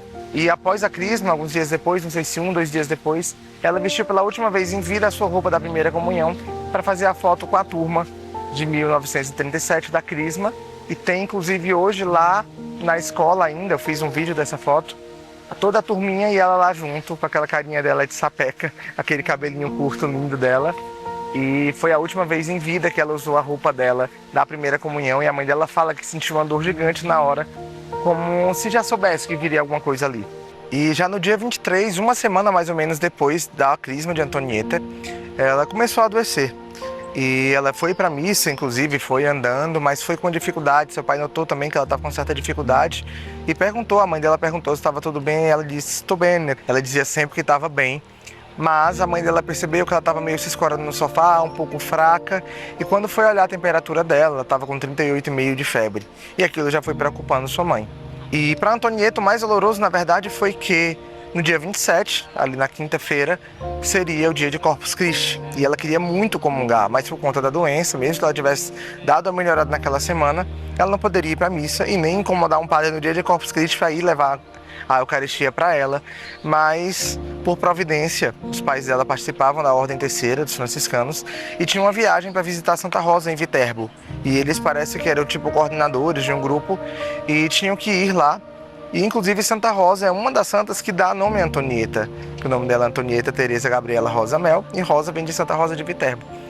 E nesse dia, eles foram junto com o padre diretor, que era o diretor da Ordem Terceira, e comentaram com ele sobre o desejo de Antonieta de receber a Eucaristia naquele dia, quanto ela estava sofrendo por não receber, e ele prometeu que iria mandar uma pessoa lá, um padre lá no outro dia, e que ia assim conseguir um religioso para poder levar a comunhão diária para ela enquanto ela estivesse doente. E assim foi, até o fim de sua vida, Antonieta recebeu a comunhão diária. E para isso, o Monsignor Dottarelli, que era o diretor espiritual dela, cuidou de toda a papelada, tudo que era necessário junto ao Vaticano para conseguir essa autorização para ela. E no dia 28, o médico foi examinar a Antonieta, porque ela estava com muita tosse, estava com uma dor também do lado esquerdo. E ele fala que ela estava com uma otositá, que eu não entendi bem se seria um achatamento, um inchaço ou algo assim, no ombro esquerdo. E era justo onde ela estava com dificuldade de respirar. Ele imaginou que fosse pneumonia, começou a fazer o tratamento para pneumonia com ela, mas à medida que ela foi melhorando da pneumonia, essas dores não passavam, a dificuldade de respirar não passava e a tosse era muito violenta. E nesse período, Antonieta não deixava ninguém rezar pela cura dela. Ela sempre dizia, eu estou no Calvário e quero estar no Calvário, não rezo para ficar boa. E as pessoas iam visitar ela, passavam rapidamente ali por ela e depois iam para outro cômodo com a mãe dela, e uma vez ela escutou a mãe dela pedindo para rezar pela cura dela.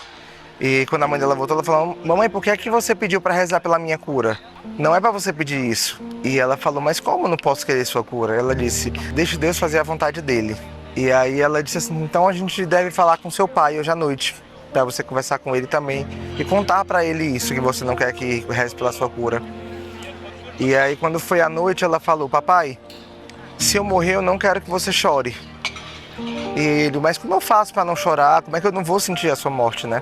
E aí ela dizia, lembra que se eu estiver no céu, eu vou estar rezando por você. Naquele momento, a mãe, para consolar o pai, decidiu contar, ali um pouco distante de Antonieta primeiro, que ela tinha as visões com Jesus, que era um segredo deles ainda, dela, do diretor espiritual e da mãe, mas ela decidiu contar para o pai dela como uma forma de consolá-lo.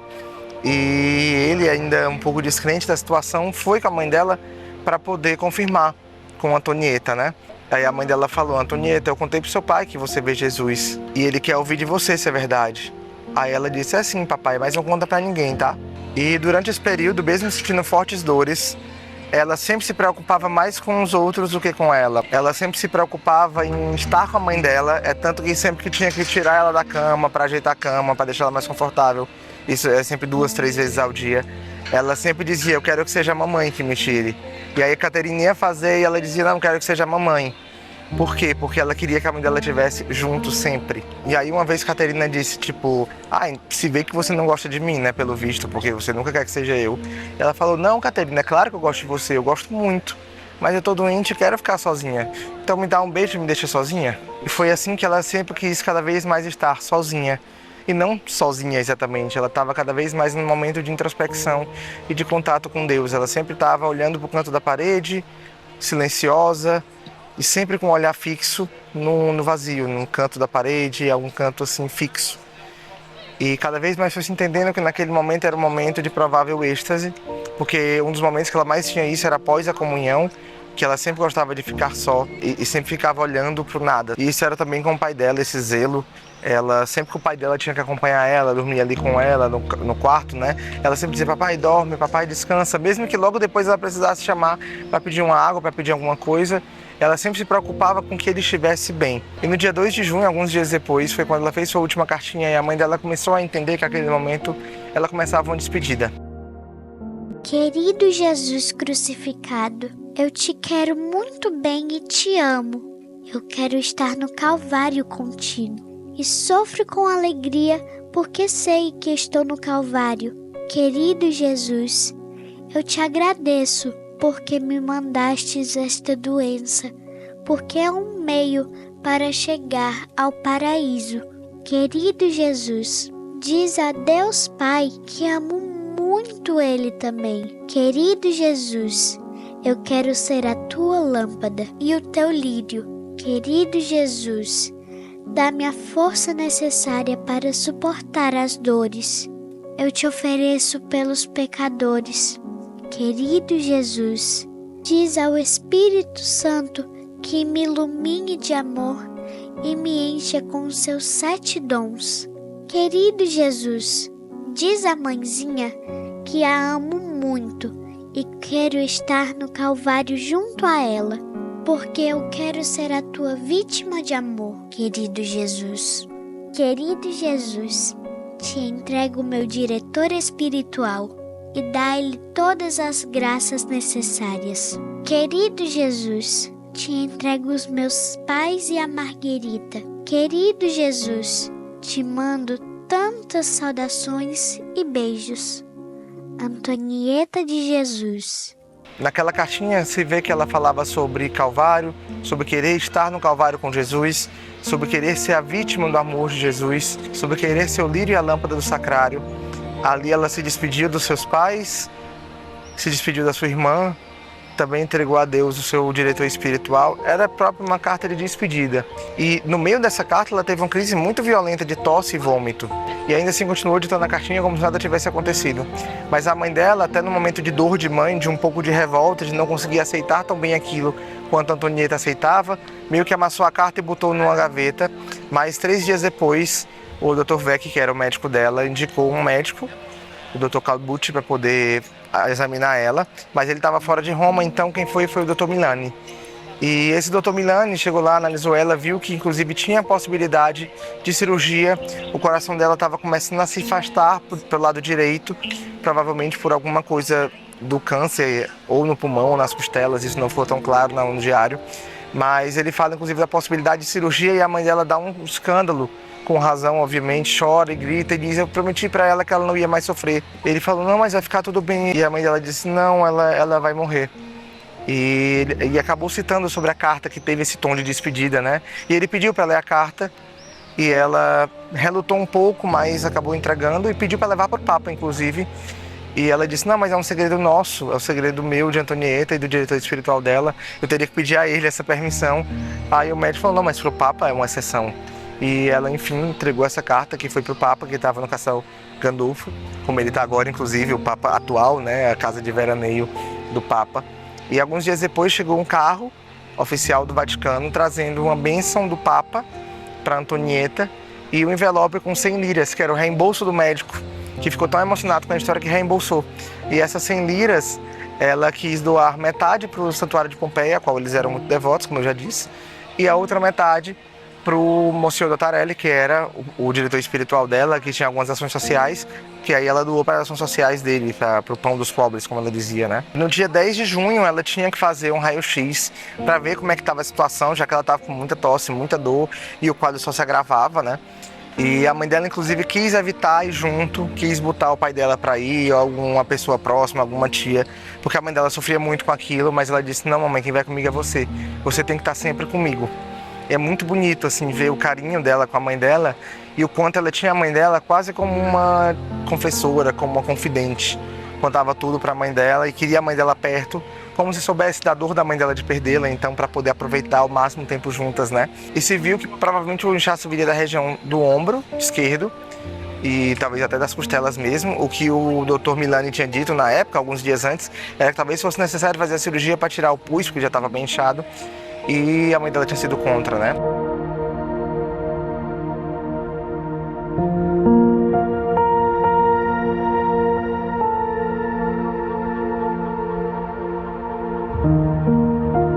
E no dia 12 de junho era para o Monsieur Dottarelli ir visitar ela, que ele sempre ia a cada 2, 3 dias. E a mãe dela ficou bem aflita esperando a visita dele, mas ele acabou não conseguindo ir, mas foi no dia 13, o que é um dia providencial, por ser o dia de Santo Antônio, o onomástico, ou seja, o santo que deu nome a Antonieta.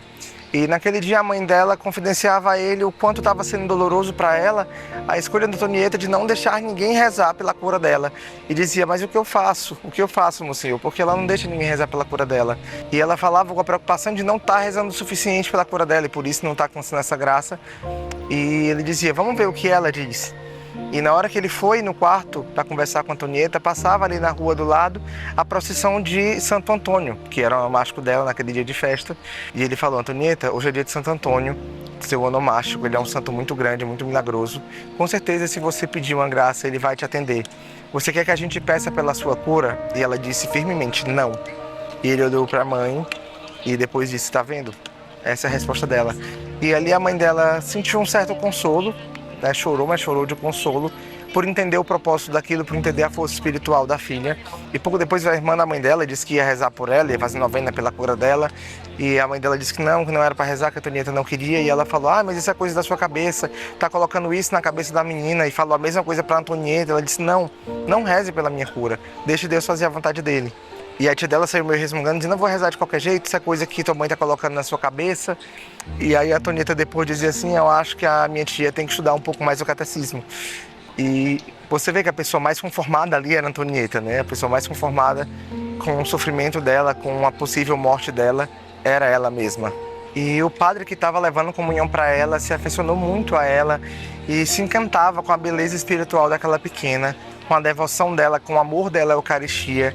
E é tanto que ela, por mais que tivesse com dificuldade de beber e de comer, ela sempre depois da Eucaristia, a mãe dela levava para ela o cálice com a água onde o padre limpou os dedos com as partículas da Eucaristia. E ela mesmo com dificuldade para beber, ela bebia sempre com muito carinho, com muita devoção, com muita fé. E isso é uma coisa que ia se repetindo, e principalmente o silêncio após a Eucaristia. Ela ficava sozinha, olhando para o nada, sempre em oração profunda. E como eu disse, e mais para frente a gente vai ter um pouco mais de detalhes sobre isso, ela provavelmente estava em êxtase. E muito do que a gente sabe é muito pouco. O que a gente sabe é pelo diário da mãe dela, pelas cartinhas, mas a profundidade espiritual dessa menina era tão perfeitamente guardada por ela, porque ela não se envaidecia, que a gente mal conhece.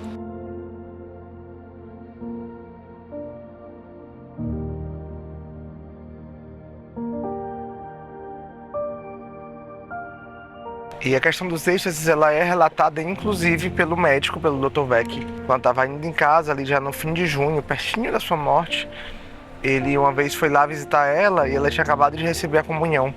Então ele acabou não entrando no quarto e ficou observando ela. Enquanto ele observava ela, ele disse à mãe, hoje a senhora não tira os olhos dela. E aí a mãe ficou preocupada, disse, mas tem algum risco, alguma coisa que você está vendo?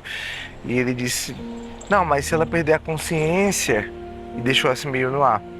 E a mãe dela ficou bem preocupada e manteve os olhos nela naquele dia, mas Alguns meses depois da morte de Antonieta, ele foi visitar a Margarita, vai consultar a Margarita, e ele falou: naquele dia que eu pedi para a senhora ficar de olho nela, ela estava em êxtase. E a mãe dela falou: em êxtase? Mas eu não vi nada, não percebi nada. E ele disse: mas eu tenho um olho clínico. E o outro médico também, o Dr. Calbucci, ele também tinha esse encanto pelo momento dela ali, pós-comunhão, o momento dela de êxtase, que ele falava que mesmo com o corpo dela estando mais fragilizado, se via que os olhos dela brilhavam, eram cintilantes, e ele disse: ela com certeza vê Jesus. Ele inclusive pediu para a mãe dela fazer uma foto dela assim, e a mãe dela não quis fazer a foto para não atrapalhar o momento dela, mas disse que depois se arrependeu porque seria uma ótima memória ter a foto dela naquele momento que os olhos dela realmente brilhavam, né, de amor. E o pai dela sempre que ia para missa falava: minha filha, eu tô indo para missa, você quer que eu reze por você? Aí ela dizia: peça para que seja feita a vontade de Deus. No outro dia ele ia de novo, perguntava de novo, ela dizia a mesma coisa que ele disse ontem. E quando a mãe dela perguntava, ela dizia a mesma coisa que eu disse pro papai. Ela estava bem firme nisso. E aí o pai dela falou sobre o sacramento da extrema-unção. Ele perguntou se ela sabia o que era, e ela falou: é o sacramento dos moribundos. E ele disse: mas você acha que seria legal você receber? Ela disse: é muito cedo. E aí no outro dia ele falou também do sacramento e disse que seria para aumentar a graça. Aí ela aceitou. E aí o Monsenhor Tarelli foi lá para administrar esse sacramento com ela. Foi um momento muito forte, ela super atenta. O pai dela tinha medo de que ela acabasse perdendo um pouco a consciência, saísse um pouco de si e não pudesse viver esse sacramento direito. Então, foi bem importante que tivesse sido feito logo, e ela realmente viveu aquele sacramento de uma forma muito intensa, foi muito observadora em tudo, participando de tudo de forma bem intensa, foi bem bonito. Alguns dias depois, o pároco foi visitar a Antonieta, e a mãe dela, como sempre, ficou num cômodo ali do lado, conversando com ele, contou sobre ela, sobre a questão dela querer sofrer por Jesus, tudo isso. E depois de pedaço, a mãe dela foi visitar ela, e ela falou assim: mamãe, você fala demais. E ela disse: mas como assim você conseguiu ouvir a conversa e tal? Aí ela disse: mamãe, se eu sei, Jesus sabe, vocês sabem, não é suficiente? Aí a mãe dela se encostou assim na cama, nas pernas dela assim, e falou: eu não fiz certo, você tem que me perdoar. Como ela sempre fazia de pedir perdão, né? Ela disse: eu não fiz certo, não fui uma boa mãe, você tem que me perdoar. E falou: de hoje em diante eu vou tentar não tocar mais nesse assunto com ninguém. Antonieta sempre teve muito claro para ela que ela queria estar no Calvário. E ela dizia: mamãe, Jesus deu 2 cruzes a essa casa, a sua, a da dor, e a minha do sacrifício. E ali no fim de junho ainda, ela teve um dia que teve uma crise de tosse de 3 horas ininterruptas, de muita tosse, uma tosse muito violenta, a ponto de que os vizinhos, com pena dela, saíam de casa para não ouvir mais ela tossindo. E foi nesse dia que a mãe dela chegou já com pena dela e quis conversar com ela sobre essa entrega dela, e foi um diálogo tão forte que eu tenho que colocar na íntegra para vocês, não dá para fazer de cabeça assim.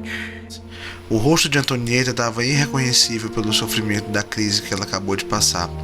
E a mãe dela fala que, com lágrimas nos olhos, provavelmente foi a única vez que Antonieta viu chorar, ela disse-lhe: Antonieta, minha filha, vamos pedir a Jesus que te faça descer um pouquinho do Calvário. E Antonieta disse: não. E ela falou: mas querida, eu não aguento mais. Essas 3 horas foram terríveis.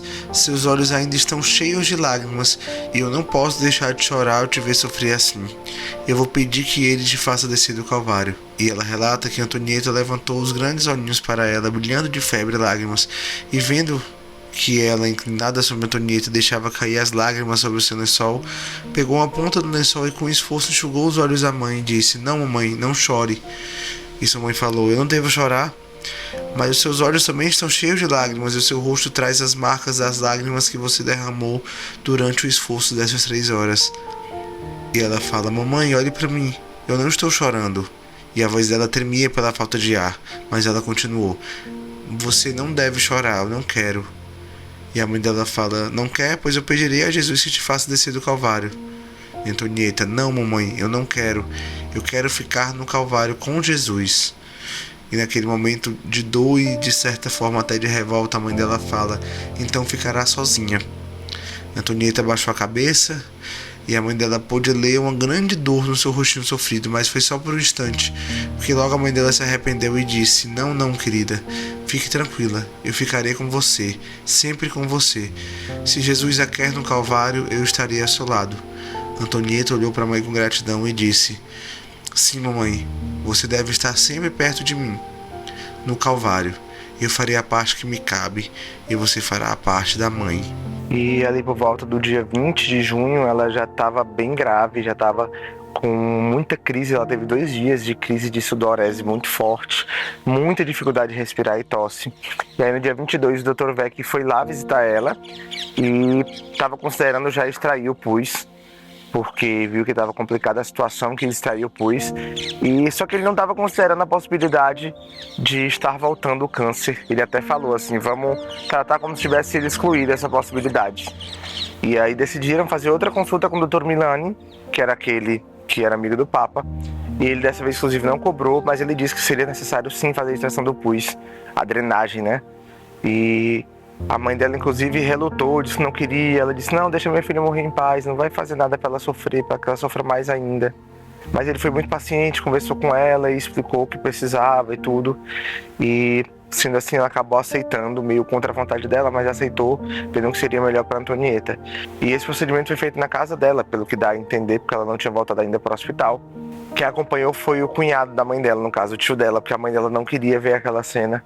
E ele fala assim, essa menina é muito forte, é inacreditável o quanto ela é forte.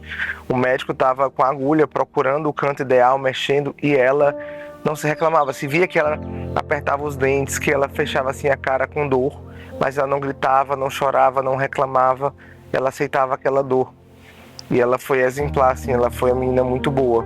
E logo após a extração, o Dr. Vec estava até animado, até chegou a ser animado para a Caterina para dizer que conseguiu extrair o pus do sangue.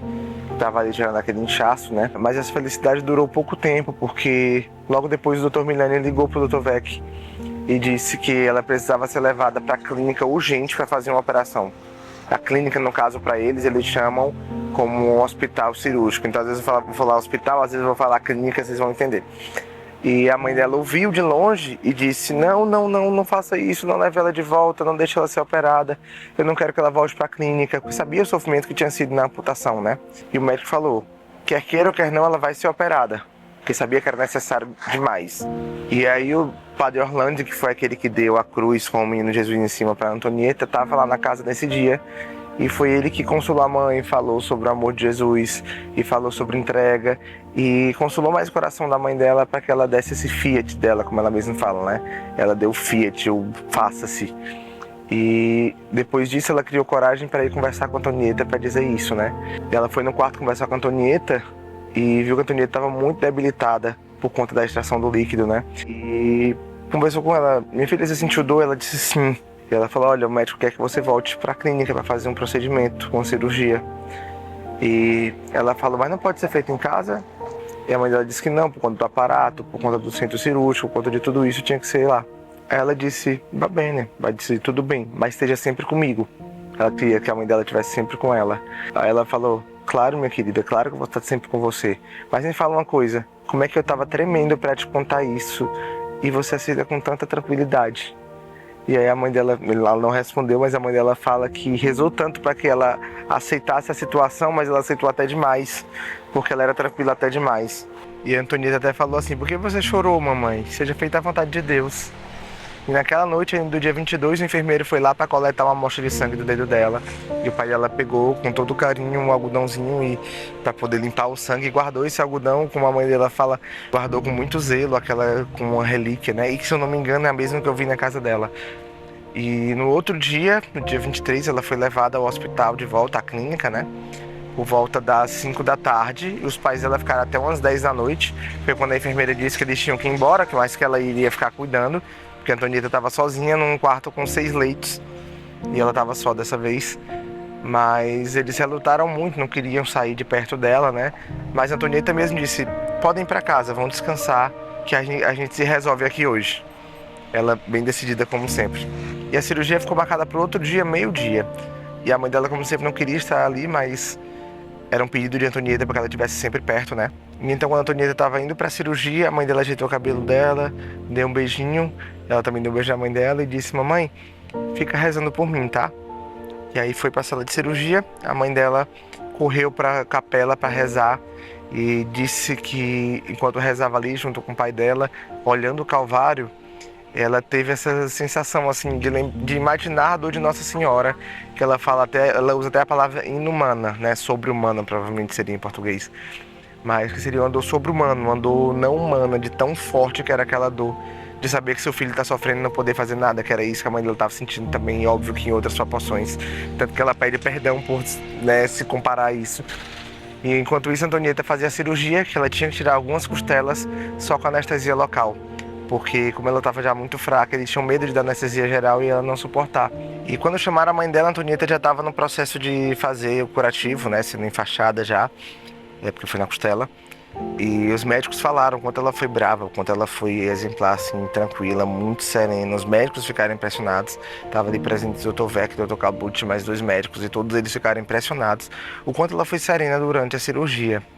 E inclusive quando colocaram ela na cama, veio uma enfermeira e falou assim: mas Antonieta minha, como você aguentou tudo isso tão tranquilamente? Porque se fosse eu no seu lugar, daria para escutar lá da igreja de São Giovanni meus gritos.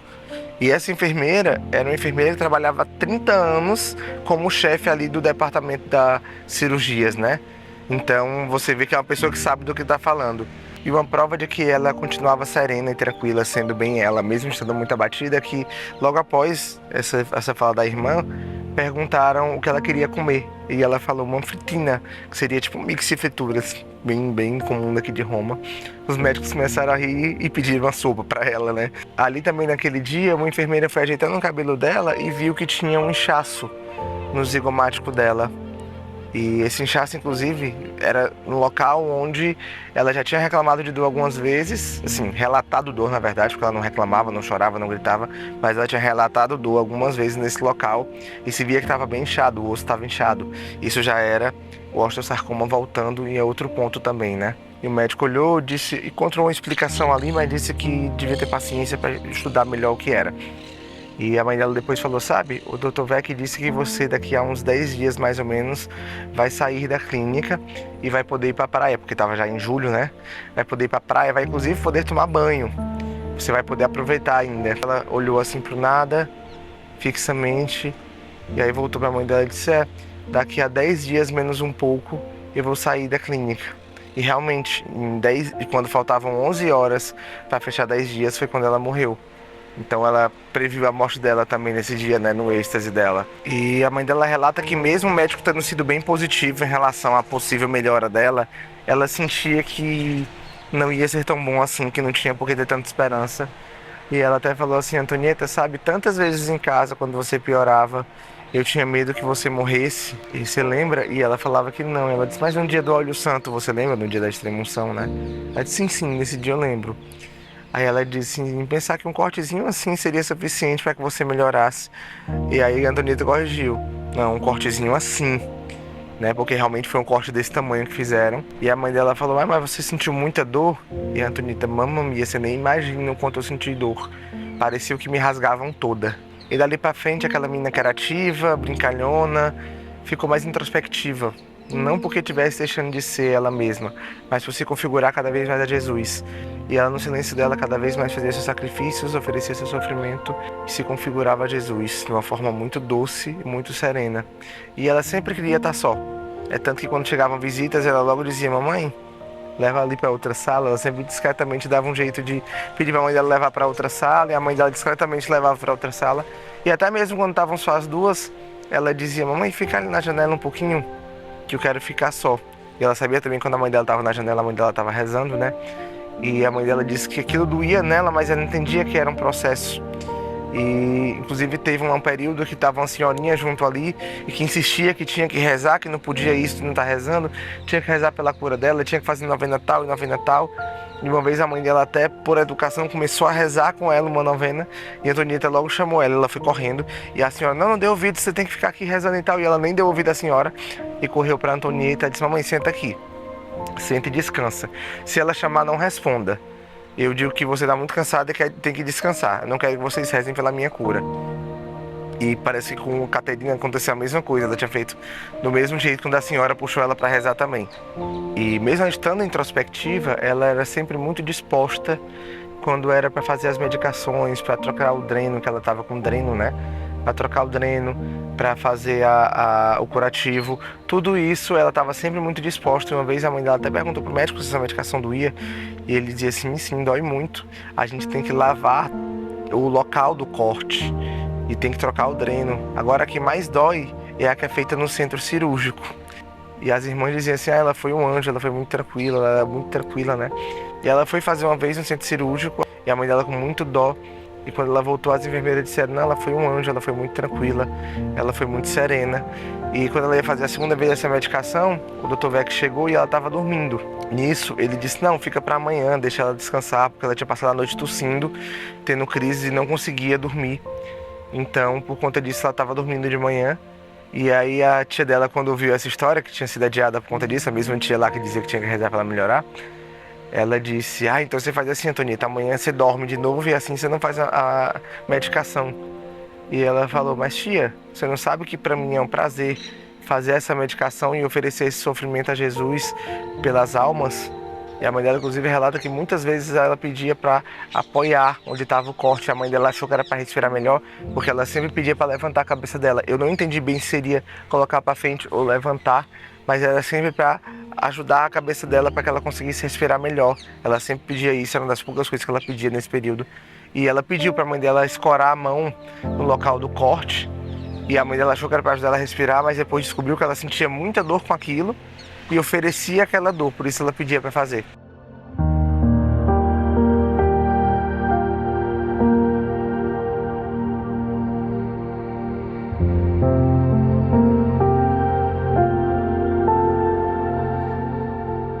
Aí no dia 30 o Dr. Vec foi fazer uma visita a ela e perguntou, Antonieta, como você tá sentindo dor? E ela, estou bem. Era o que ela sempre dizia, estou bem, né? Sempre conformada.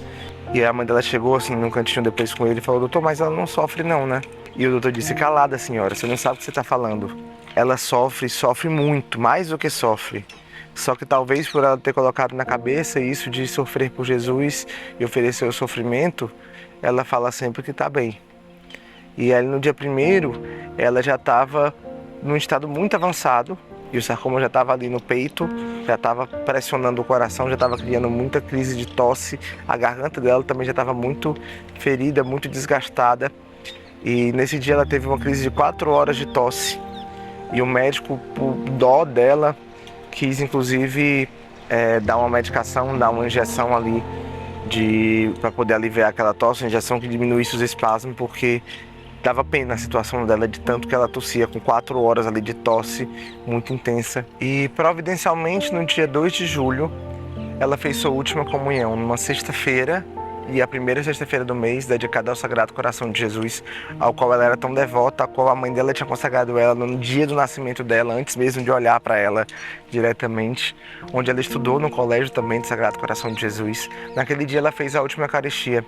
E a mãe dela, falando um pouco da Eucaristia, disse que nunca estava presente quando ela recebia a Eucaristia, porque o padre passava muito cedo e normalmente quem estava era a Caterina ou às vezes o pai. Mas a Caterina relatou o estado dela ali enquanto esperava a Eucaristia, de olhar para o nada e ficar imóvel, e que ela até ficou um pouco preocupada, chamou o nome dela, ela não respondeu, depois chamou de novo e ela não respondia, nem se mexia. E aí depois disse, Antonieta, reze o ato de contrição, vamos preparar para a Eucaristia. E ela fez o sim com a cabeça, mas ainda muito imóvel. E depois de um pedaço, Caterina continuou insistindo na conversa, insistindo para ver se ela tinha alguma resposta. E ela disse, eu rezo. E continuou do jeito que estava ali parada, com o olhar fixo, no nada, como eu disse já algumas vezes, provavelmente em êxtase. E uma prova de que o osteosarcoma tinha voltado e estava se espalhando era esse inchaço no zigomático dela. E que se percebia já desde depois da cirurgia muito claramente. E que só que às vezes ela dava um jeitinho de esconder com o cabelo, né? E uma vez a Caterina foi ajeitar o cabelo dela e ela disse, por que você está ajeitando meu cabelo? E ela disse, não, porque está quente e tal, incomoda, dá fastidio, como se diz em italiano, esse cabelo nesse calor. Ela disse, não, pode me dizer, você quer ver o que eu tenho embaixo dentro do cabelo? E ela disse, mas o que tem? Aí ela afastou o cabelo e mostrou o osso inchado. E falou, tá vendo? É isso que eu tenho. Já, né, ela escondia a doença, mas ao mesmo tempo ela tinha consciência de que aquilo era realmente já um sinal bem grave. Isso era um dia antes dela morrer.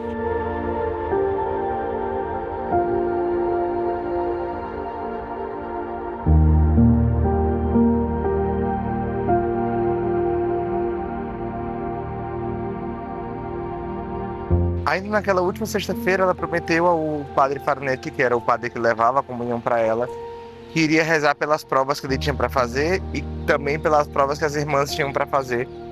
E ali já era meio que se despedindo, né? Naquele dia a mãe dela relata que indo lá para o hospital, ela parou de frente para uma imagem de Nossa Senhora que tinha no caminho e disse: minha mãe, eu não aguento mais, minha Antonieta está sofrendo muito, mas eu não digo que basta, seja feita a vontade de Deus. E a própria diretora do hospital, que já conhecia a Antonieta de quando ela fez a amputação, estava maravilhada com a evolução espiritual dela nesse meio tempo, de quando ela amputou a perna até agora, que se via que ela estava realmente com uma evolução espiritual muito grande nesse meio tempo. A mãe dela disse que se sentia até um pouco mais confortada depois dessa oração. E realmente a Antonieta vinha sofrendo muito, não só pelo osteosarcoma, mas também porque sua mãozinha direita estava inchada, tanto que ela cobria com a outra mão para disfarçar. O seu pé estava bem inchado. Ela também pegou sapinho na boca e na garganta. E para completar, ela acabou pegando uma doença que complicou ainda mais a situação dela, que é uma cistite em italiano. Não sei bem como é o nome dessa doença em português, mas é uma infecção na bexiga, que fazia com que ela quisesse sempre ir no banheiro, com que ela, por conta disso, tivesse muita sede, era infecção bacteriana. E isso complicava ainda mais a situação dela. Então, realmente, ela vinha sofrendo com um combo de doenças, como se já não bastasse aquele câncer super agressivo, né? E agora já estamos nas últimas horas de vida de Antonieta, e o Dr. Margaruti viu que ela já estava bem ruinzinha. A Suor Bartolina, que era a professora dela, foi visitar também, e parece até que sentia que seria a última vez, né? E naquele dia ela teve muita crise de tosse, muita falta de ar, e isso estava realmente incomodando muito ela, estava fazendo ela sofrer muito. E por isso deram pela segunda vez, e última dessa vez, aquela injeção que ela já tinha tomado para ajudar na falta de ar. E a mãe dela naquele momento disse: Antonieta, me dá uma bênção. E aí foi pertinho dela, a Antonieta se esforçou para levantar a mãozinha esquerda e fez o sinal da cruz na cabeça dela. E as enfermeiras mandaram eles irem para casa descansar, já eram 10 da noite, ela tinha tomado a injeção por volta das 9. E mesmo que um pouco relutante, eles estavam muito cansados, o pai dela já estava 2 noites ali seguidas na companhia dela durante a noite, e quem ficou foi Margarita, mas eles combinaram que por volta das 11 Margarita ia ligar para eles para dizer como é que ela estava, e se acontecesse alguma coisa Margarita ia ligar. E naquela noite a mãe dela teve um sonho muito forte com a Antonieta, que ela via a Antonieta resplandecente, de pé, com o vestido até os pés, e pensou: que coisa boa, minha filha está curada. E a Antonieta respondeu: não, mamãe, eu estou morta. Na verdade eu vou morrer daqui a algumas horas. Eu não vou mais sofrer, e não chore. E a mãe dela, ainda processando mesmo no sonho, e ela falou: Santa Teresinha do Menino Jesus disse que basta de sofrer. E a mãe dela disse que não sabe se pensou alto ali no sonho ou se falou para Antonieta, mas que ela pensou ou falou assim: mas Santa Teresinha é assim tão forte? E Antonieta respondeu: Santa Teresinha dedicou dia após dia, hora após hora, a vida dela a Jesus. Por isso ela é tão forte. E a mãe dela acordou, contou o sonho pro pai dela, e logo depois o telefone tocou. Era a Margarita ligando do hospital para dizer que a Antonieta estava muito agitada. Então eles correram, pegaram a relíquia de Santa Teresinha, com o cabelo de Santa Teresinha que eles tinham, e o crucifixo da primeira comunhão para levar para ela. E aquele último dia de vida de Antonieta começou de uma forma bem dolorosa, porque por volta das 00:30 ela acordou, já bem agitada, sem encontrar uma posição que ficasse confortável, que melhorasse a dor dela. Mas ainda assim, se perguntavam para ela, seja a Caterina, seja a enfermeira, ela dizia: estou bene. Também, para completar a situação, por conta da cistite, ela tinha o tempo todo vontade de fazer xixi. E a enfermeira até disse para ela, no intuito de dizer assim, para não fazer tanto esforço, dizia: fica à vontade, faz como quiser, como quem disse, pode fazer aí mesmo, que a gente resolve. E ela disse: não, vai molhar a cama toda, não quero. Ela sempre foi muito consciente, até os últimos instantes, né? E Antonieta, mesmo com todo aquele sofrimento, sempre que dava uma diminuídazinha no sofrimento, ela se preocupava muito com os outros, mais do que com ela, muitas vezes. É tanto que com Caterina, ela já vendo que Caterina estava ali preocupada, cansada, ela disse: Caterina, bota tua cabeça aqui junto com o meu travesseiro. E aí ela afastou um pouquinho com muito esforço, e Caterina botou a cabeça junto com ela por alguns instantes, e colocaram um termômetro nela, e aí a enfermeira falou: é 4:30, Antonieta. A que horas eu devo tirar? Para ver se ela estava lúcida. Ela disse 4:40. E quando tiraram o termômetro, ela estava com 39 graus de febre. Foi nessa hora que Caterina saiu, ligou para os pais dela. Isso a Antonieta não sabia, que ela tinha saído para ligar para os pais. E quando ela voltou, a Antonieta falou assim: eles estão vindo, eles chegam que horas? Sendo que ela não tinha ouvido a ligação, nem tinha ouvido que ela nem sabia que ela tinha saído para isso, né? E Caterina falou: Antonieta, vamos rezar o ato de contrição, tá quase na hora da comunhão, que já eram ali por volta das 5. E naquele momento, ela, ao rezar o ato de contrição, a Caterina pediu para trazer o comuniquinho, eu acho que chama, que é tipo um travesseirinho, como se fosse uma patena, porém meio almofadinha, que se usa para comunhão, né? E trouxeram um branco com as rosas vermelhas. Ela disse: esse não é o meu é todo branco. E a enfermeira disse meio que tanto faz, não tem problema, é a mesma coisa. Ela disse: não, eu quero o meu, que é todo branco. Que inclusive é o que tem na casa dela. E naquele momento, pouco depois, chegaram os pais. E a mãe dela fala que estava bem preocupada de chegar os dois juntos e ela suspeitar de algo. Mas ela provavelmente já sabia, né? Naquele momento que eles chegaram, ela gritou: mamãe, papai, de uma forma bem forte. E a mãe dela disse que viu nela a expressão de sofrimento, que ela estava com suor frio, com o cabelo pregado na testa de suor frio, e que ela estava com os olhos fundos de olheira, mas que o olhar dela brilhava como nunca. Seus olhões negros, como a mãe dela sempre fala, seus olhões pretos, brilhavam de uma forma única. E quando os pais chegaram, a mãe dela entregou a cruz da primeira comunhão, ela deu um beijo na cruz, aquele foi o último beijo nessa cruz, e logo depois ela pegou a relíquia de Santa Teresinha também. E a mãe dela deu um beijinho nela, ficou ali um pouco com ela, depois saiu para dar espaço para o pai rezar também, enquanto a mãe dela ia ali tirar o chapéu e guardar. E nesse meio tempo ela gritou: Deus, mamãe, papai, e a mãe dela correu para perto. O pai dela ajeitou para que ela ficasse ali perto, os dois pegaram nas mãos dela, e o pai dela estava ainda nessa hora levantando a cabeça dela para ajudar ela a respirar. E a enfermeira chegou e disse para ele fazer a jaculatória de Jesus, Maria e José, que é meio que uma jaculatória na qual ele entrega o espírito de Antonieta. E logo que ele terminou essa jaculatória, Antonieta deu um grande suspiro e morreu. Então, no dia 3 de julho de 1937, às 6 da manhã, morria Antonieta Mel. Ali junto com seus pais, a sua mãe e seu pai com as suas mãos juntas a dela. A sua mãe mais uma vez pôde ter a honra, como ela mesma fala, de fechar os olhinhos dela, como ela fechou dos outros dois filhos que já tinham morrido. Seu pai chorava muito, mas sua mãe relata que não conseguia chorar. Nem no velório ela chorou, mesmo que as pessoas dissessem: chora, faz bem, vai ajudar. Mas ela disse que naquele momento da morte de Antonieta, ela estranhamente sentia uma alegria que crescia de uma forma gradual e que superava a dor dela, porque algo dentro dela dizia: ela não vai mais sofrer, ela está no paraíso.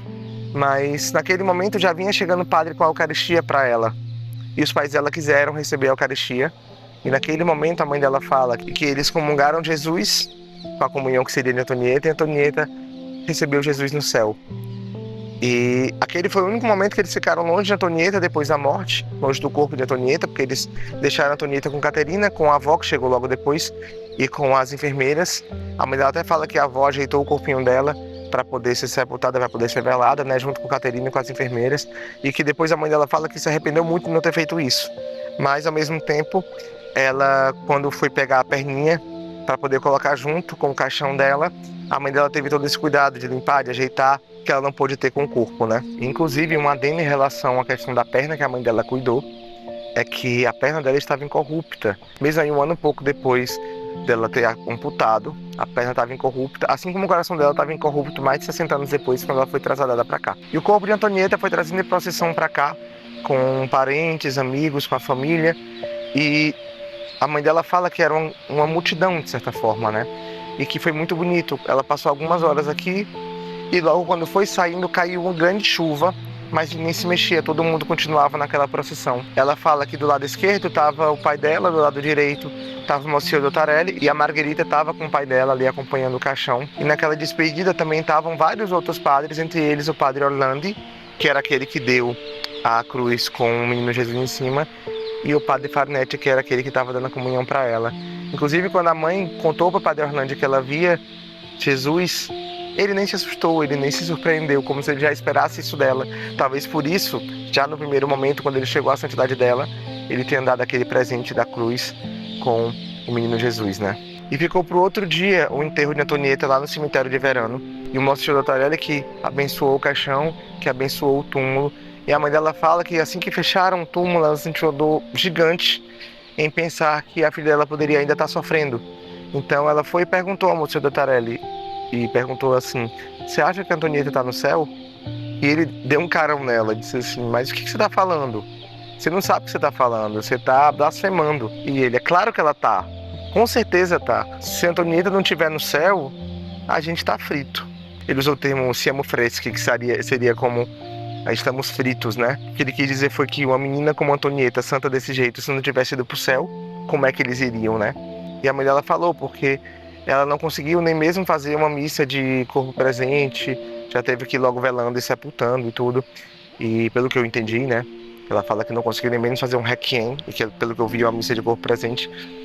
E ela lembra que ele estava na campanha mortuária mais cedo, rezando de joelho perto do corpo de Antonieta, passou um bom tempo rezando lá, bem concentrado na oração, e que ele falou para ela que assim que ele recebeu a ligação com a notícia que a Antonieta tinha morrido, ele estava se preparando para celebrar. E aí ele celebrou, e na celebração ele pediu a Deus que a Antonieta fosse logo glorificada. E a mãe dela pensou assim, acho que eu não entendi bem, até perguntou a uma pessoa que disse, não, acho que você entendeu errado mesmo. Mas no coração dela, ela tinha entendido o que ele quis dizer com que seja logo glorificada. Ele sabia da santidade dela. E outra coisa interessante que aconteceu, uma pequena história desse dia, foi que quando o pároco foi fazer o funeral, ele ficou meio em dúvida se ele botava paramento branco ou paramento preto, que normalmente, pelo que eu entendi, o paramento branco seria normalmente para crianças, para bebês que morrem, e o paramento preto para pessoas no geral, né? Ele fala que estava em dúvida porque ela era muito inteligente, ela tinha razão. Mesmo estando abaixo da idade da razão, ela era inteligente, ela era muito esperta, ela sofreu muito. E o abade, porque aqui era um convento dos cistercenses, falou, bote o branco. E ele usou o paramento branco. E aí já é uma coisa também de Deus mostrar sobre a santidade e a pureza de Antonieta, né? E logo depois desse relato, a mãe dela termina o diário, que o diário que não foi escrito ao mesmo tempo que aconteciam as coisas, foi depois, alguns anos depois, que falaram para ela que ela deveria escrever, para lembrar e para ter ali todos os detalhes de tudo que aconteceu. E ela relata ali, às 18 horas do dia 29 de dezembro de 1941, como a última frase do diário. Mas antes dela assinar a data, ela colocou Dio sia sempre laudato, que significa Deus seja sempre louvado. Assim que ela conclui essa história tão linda da sua filha. Claro que a história se perdurou depois, e aqui eu estou contando a parte do diário, e assim acaba o diário, mas pretendo trazer mais algumas coisas sobre a vida dela ainda nesse documentário. Uns 8 dias após a morte de Antonieta, a mãe dela, conversando com o Monsieur Dottarelli, que era o diretor espiritual, disse que Antonieta não tinha nada demais, além do fato de saber sofrer em silêncio e às vezes escondida e aumentando esse sofrimento por amor a Jesus, por Jesus. E aí ele fala, mas isso não é tudo? Isso é tudo. Porque eles guardavam em segredo entre si as nuances da espiritualidade dela. O pai dela foi saber que ela via Jesus pertinho da morte dela. As cartinhas foram divulgadas muito depois e a própria mãe não era muito a favor de mostrar porque ela não tinha essa visão de ter a filha como uma santa. Ela via que era uma menina realmente com espiritualidade muito grande, mas ela não tinha isso de se envaidecer. Mas à medida que foram sendo conhecidas as cartas e a história dela, a gente viu o quanto tocou as pessoas e o quanto as pessoas viraram devotas como eu, né? Ela passou mais de 60 anos sepultada no cemitério de Verano, que fica aqui nessa avenida, um pouco mais à frente, mas é um cemitério comum. Porém, quando ela foi declarada serva de Deus, ela foi transferida para cá. E a pequena está aqui até hoje, onde eu sempre gosto de visitá-la, sempre gosto de ter esse momento com ela, junto com muitas coisas relacionadas a ela. Aqui tem algumas roupinhas dela, tem uma bengalinha dela, um chapéuzinho, alguns brinquedos, alguns pratinhos, talheres, coisas pessoais dela. Tem uma caixinha escrita à mão na Páscoa, na escola. Tem muitas coisas relacionadas a ela, dessa pequena capela que fizeram para ela aqui. Poucos anos depois, no dia 17 de dezembro de 2007, 2 dias depois do seu aniversário natalício, e no ano que fazia 70 anos da sua morte, Papa Bento XVI reconheceu as virtudes de Antonieta Mel, declarando-a venerável. Vê um pouquinho do que ele falou sobre essa pequena santinha. Ele falou num documento para a Azione Católica. Fiquei contente por há pouco vocês terem citado uma menina, Antonieta Mel, também chamada de Denolina. Justamente há 3 dias decretei o reconhecimento de suas virtudes heróicas e espero que sua causa de beatificação possa em breve concluir-se felizmente. Que exemplo luminoso deixou essa pequena coetânea de vocês. Denolina, menina romana, em sua brevíssima vida de 6 anos e meio, demonstrou uma fé, uma esperança e uma caridade especiais, assim como as demais virtudes cristãs. Embora fosse uma menina frágil, conseguiu dar um testemunho forte e vigoroso do Evangelho, e deixou um sinal profundo na comunidade diocesana de Roma.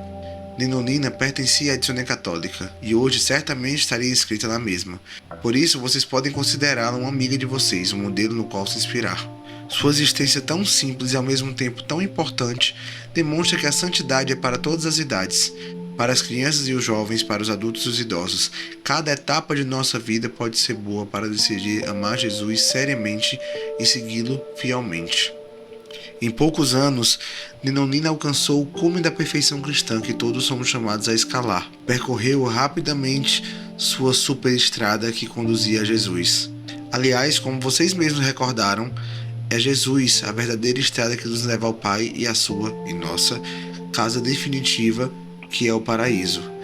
Vocês sabem que Antonieta agora vive em Deus e do céu está próxima de vocês. Sintam-na presente entre vocês, nos seus grupos. Aprendam a conhecê-la e seguir seus exemplos. Penso que ela também ficará contente com isso e ainda está envolvida na Dicionê Católica.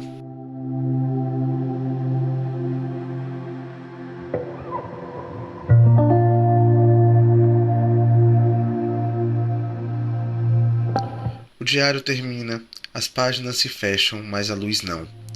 Antonieta viveu 6 anos e meio, pouco tempo para quem mede a vida em calendários, imenso para quem mede a vida em amor. Hoje ela é venerável, mas para que seja proclamada beata, a Igreja pede um milagre, um sinal claro, incontestável, examinado com rigor. O céu precisa tocar a terra de modo visível. Mas eu já ouvi tantas histórias, tantas graças alcançadas, tantos corações consolados e tantas pequenas luzes acesas por meio dela. Talvez esses não sejam ainda o milagre que os tribunais reconhecem, mas são sinais de que ela continua agindo. E o grande milagre? Talvez esteja sendo preparado agora, no silêncio de alguém que pede, na fé de alguém que confia. Se essa história tocou você, talvez a luz dela tenha alcançado mais uma alma.